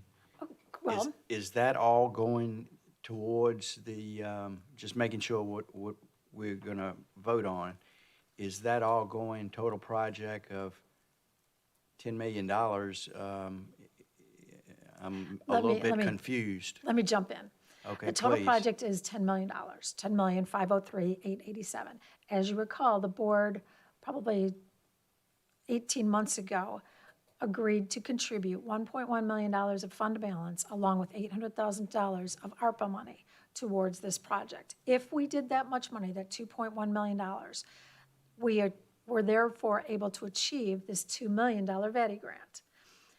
All Points Broadband, because it's their project as well, is contributing $2.5 million, and the Dominion Energy, the $4 million, their contribution to this total project is really related to the, I want to call it the hardening of the lines, but it's the making the power lines able to endure all this. So Dominion Energy is basically in kind, 4.0 million. All Points is actually doing the project. The VATI grant is supporting the project, and the county and the ARPA is the other one, a little over 2.0 million. Do you all remember? I'm sure you remember that. I remember it. But does that clarify it? It does. Okay. So maybe I was, at the time, the 1.5 that the county, plus the 800, I guess, I can't remember the exact number. I guess we, in fact, I thought it was 1.5 we initially, am I wrong on that? It was not 1.5. Okay, what was the number? This is the original. This is straight off the original discussion we had when the board did agree to contribute of our own fund balance plus ARPA money. Okay, and so now we have these other entities that are coming up with money to broaden the scope of broadband? Nope, this originally was a $10 million project, and that's how we got there. So this was a $10 million project that we got there with broadband, with the All Points Broadband contributing, Dominion Energy contributing, VADI grant, and you heard the representative speaking earlier about the VADI grant, how important that was to the community. These top two figures, you recently, at the last board meeting, appropriated the first portion of that ARPA money for this grant. So right now, we owe All Points Broadband about $1 million. And it's going to be contributed from the $600,000 that I'm asking to appropriate right now, plus funds you already appropriated and we're ready to pay out. So Thanks for clearing that up for me. I appreciate it.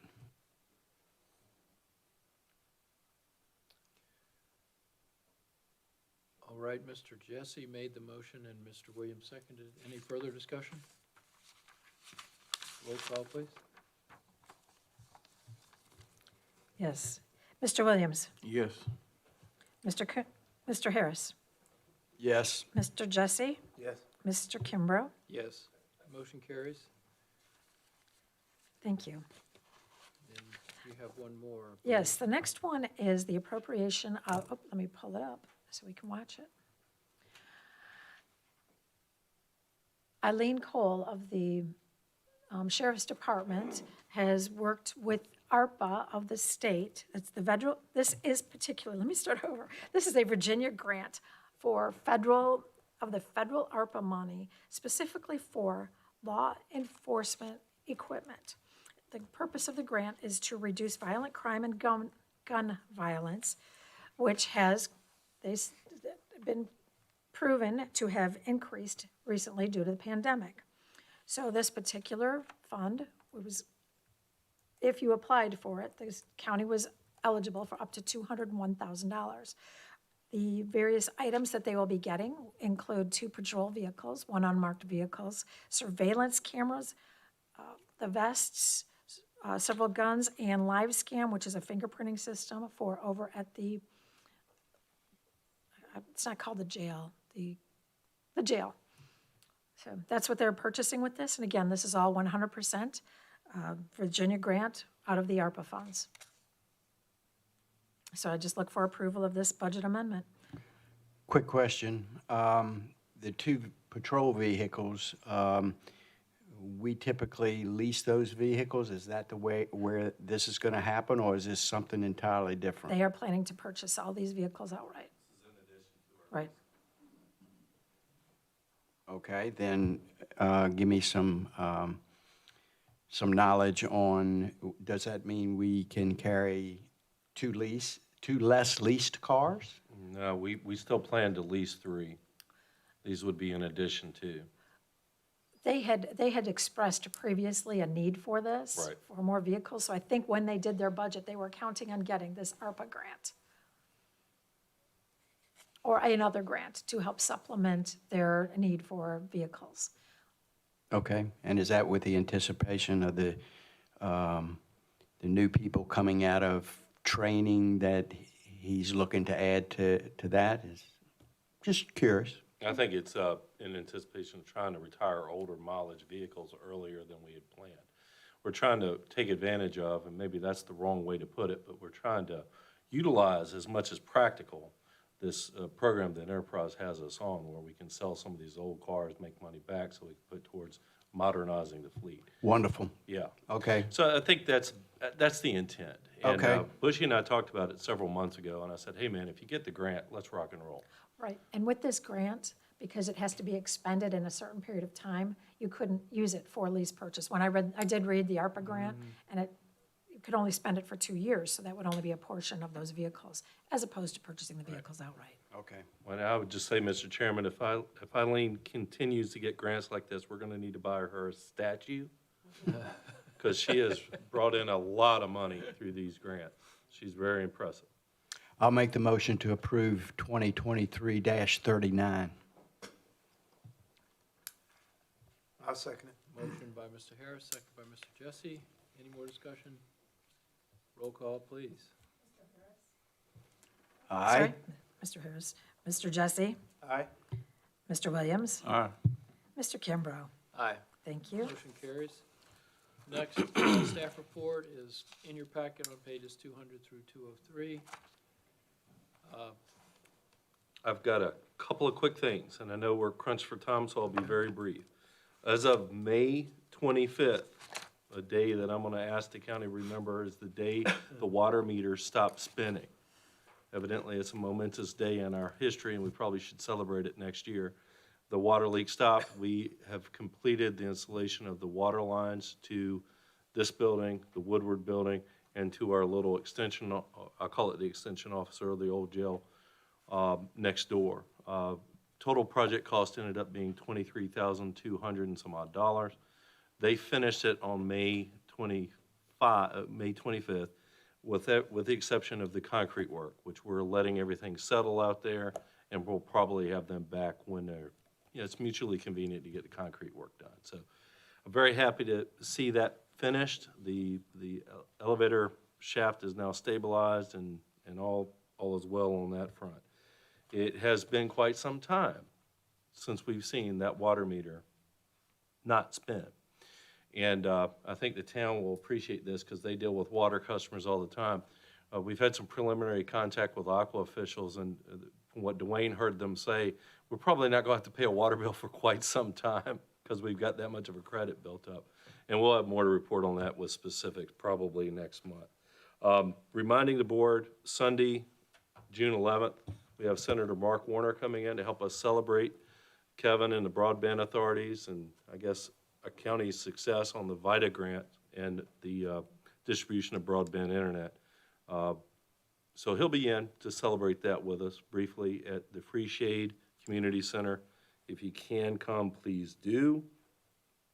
And just a couple of quick other things, Mr. Chairman. I know we're crunched for time. I have reviewed the Timmons proposal for the Saluda sewer system. I think Charlie has reviewed it. I haven't got anything firm from him, yay or nay, but it's substantially similar to other agreements. I'm comfortable with the amount of money we're talking about there for the design, and I would recommend we move forward with that and approve and authorize that extension onto their task list. This is in follow-up to last last month's, meeting yes, where sir. we wanted our county engineer to review their proposal. That's correct.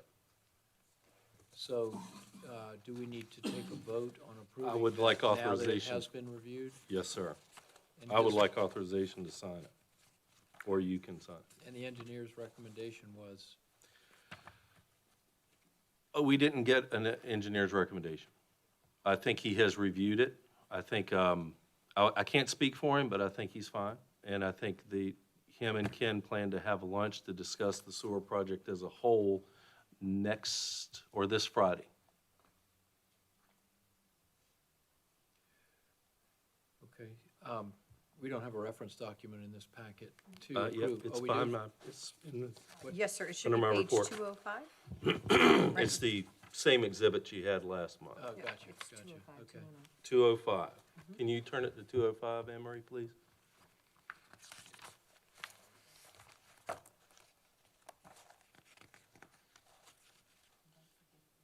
Oh, yeah, I'm just want to do one at a time so I don't forget. So, Task D, Saluda Service Area Engineering Design Agreement.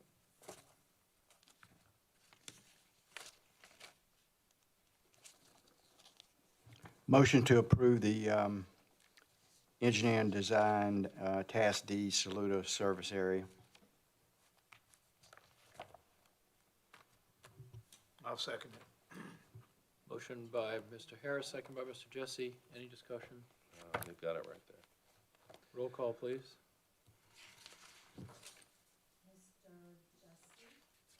Aye. Aye. Aye. Mr. Kimbrough. Aye. Motion carries. Real quickly, Mr. Chairman, a couple other minor things. Ken Turner reported that we did get a letter from the Department of Historic Resources about their desire for us to have a little heightened review of the archaeological characteristics of the topping pump station area and some of the project in topping. We're waiting to get some further numbers from Timmons on the cost of this archaeological assessment. We are required to do so. It's not optional. We'll have more to report on that July the 11th. Just wanted to alert the board Okay. to it. If you have any other questions, you can contact me or Charlie or Ken Turner on That's that. the DHR letter. Yes, sir. Item on the agenda. We did skip the dedication ceremony. Did you want to mention that? I thought it did. That's Senator. That was the Warner's. Dragons Run one. The Dragon Run. Oh, yeah, I did skip that. Anne Marie, do you want to talk a little bit about Dragon Run? I don't want to steal your thunder on that. I have nothing on this. Well, Wayne and I already tried to go. But we do have a dedication ceremony notice from the Friends of Dragon Run. Wayne and I thought it was on May 22nd, so we were trying to go out there earlier. But it's June 22nd at 10 a.m. Thank you for reminding me of this. Parking is very, very limited. They've requested if we want to come, to try to come in one vehicle. I plan on driving the Expedition down. Any board member that wants to ride with me, you're more than welcome to. Of course, Tita Kane Nature Preserve, great idea.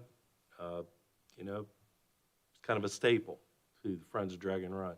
I think most all of us, maybe some of the new board members haven't, but most of us have taken that kayak tour down the Dragon. And if you haven't, you need to, because it's a beautiful resource our county has. What time is it and where? 10 a.m. and it's at the site that's being dedicated. Mascot. On Thursday, June 22nd. And what we'll do, if it's all right, is we'll meet somewhere, get in the Expedition, and drive down there together. Because parking's limited. That's in King and Queen? No, it's Middlesex. Middlesex. Yep, Okay, Middlesex side. up in Jamaica. okay. All right, not a problem. Thank you. One last thing, we're starting to get our community ratings in from our rating agency regarding the water line extensions. We got a rating in for Hartfield, but we don't want to report out about those ratings yet until we get them all. Dave Lehman let me know that we got Hartfield's in. It's good news. It's very good news. It's not surprising by any stretch of the imagination. We want to wait until we get the different communities in whole, and then probably report out on that July 11th. And that's all I've got, Mr. Chairman. Very good. Yep. Madam County Attorney, No, sir, my updates are in my report. thank you. Any unfinished business other than, well, we've got the letter of support for Heritage Committee. Matt, would you? I keep forgetting that. You got me. The board discussed with the Heritage Committee last month their need for some support on their grant request. We took the liberty of drafting a sample letter for the board's consideration. We believe this letter is what Pat and our friends Dave with Fairfield, thank you, Fairfield Foundation need for the grant request. So it indeed pledges the county's support for the easement and our support of the project. And opening for any edits that you may wish to make. And we are seeking a motion approving this because in addition to, typically a letter would be by consensus, but as you will recall, the request is not only for support in the form of a letter, but also you have to commit to conveying a historical easement on the white building in perpetuity to DHR, Department of Historical Resources, if the grant is awarded. And so, for those purposes, I would ask, Right. please, that it be a motion. I read the draft and it looked fine to me. Any comments on, or would somebody like to make a motion to endorse this letter and the subsequent easement if we Just the receive letter, grant? just the letter right now, endorse yes, the sir. Yeah, we'll have to come back in and work with them on the easement. But yeah. So moved. Second. Motion by Mr. Harris, second by Mr. Williams. Any more discussion? Okay, roll call, please. Mr. Williams. Aye. Mr. Harris. Aye. Mr. Jesse. Aye. Mr. Kimbrough. Aye. Any other unfinished business? Any new business? All right, matters presented by the board. Mr. Williams? I had just the Workforce Development Board, we had a meeting yesterday, and they are a great resource, I think, for making sure that we have a workforce that is trained or has a path to training. I spoke with Joanne Murchison, who's Business Services representative, about a meeting here on the 21st, which I'll try and arrange for her to come. I will try and get members of the Economic Development Authority and perhaps another board member to meet with her to really understand how they can help with our workforce development. A great resource. And then also, I've continued to work with the Historic Courthouse Committee on development of an exhibit and a space for exhibit. What we have proposed is to, downstairs where you walk in and there's a hallway, to wall off that hallway indented from the entryway and create an exhibit there as an initial exhibit. This will probably be, the content is still under development, but it will represent a view of life in the courthouse area in Middlesex County in, I believe, 1848. Some very talented people working on this project, and I'm very excited about the idea. I've been coordinating with Dave Kretz about the construction downstairs because they're going to create either a storage room or an office in the remainder of that space other than the exhibit area. So, yeah, we're getting all that coordinated. That's it for me. Don? Myself and our chairman has been actively having some meetings with the EDA on projects that we may be looking at the county, and we're continuing to develop that idea. Nothing really substantially to report. We're looking at maybe some industrial development sites. We're talking about the airport and what's going on there, and we're actively trying to consider what we can do to enhance the Middlesex County and development of businesses through that entity. And that's it. I attended the River Community Foundation Board. A lot of the nonprofits of the county did receive their grant money.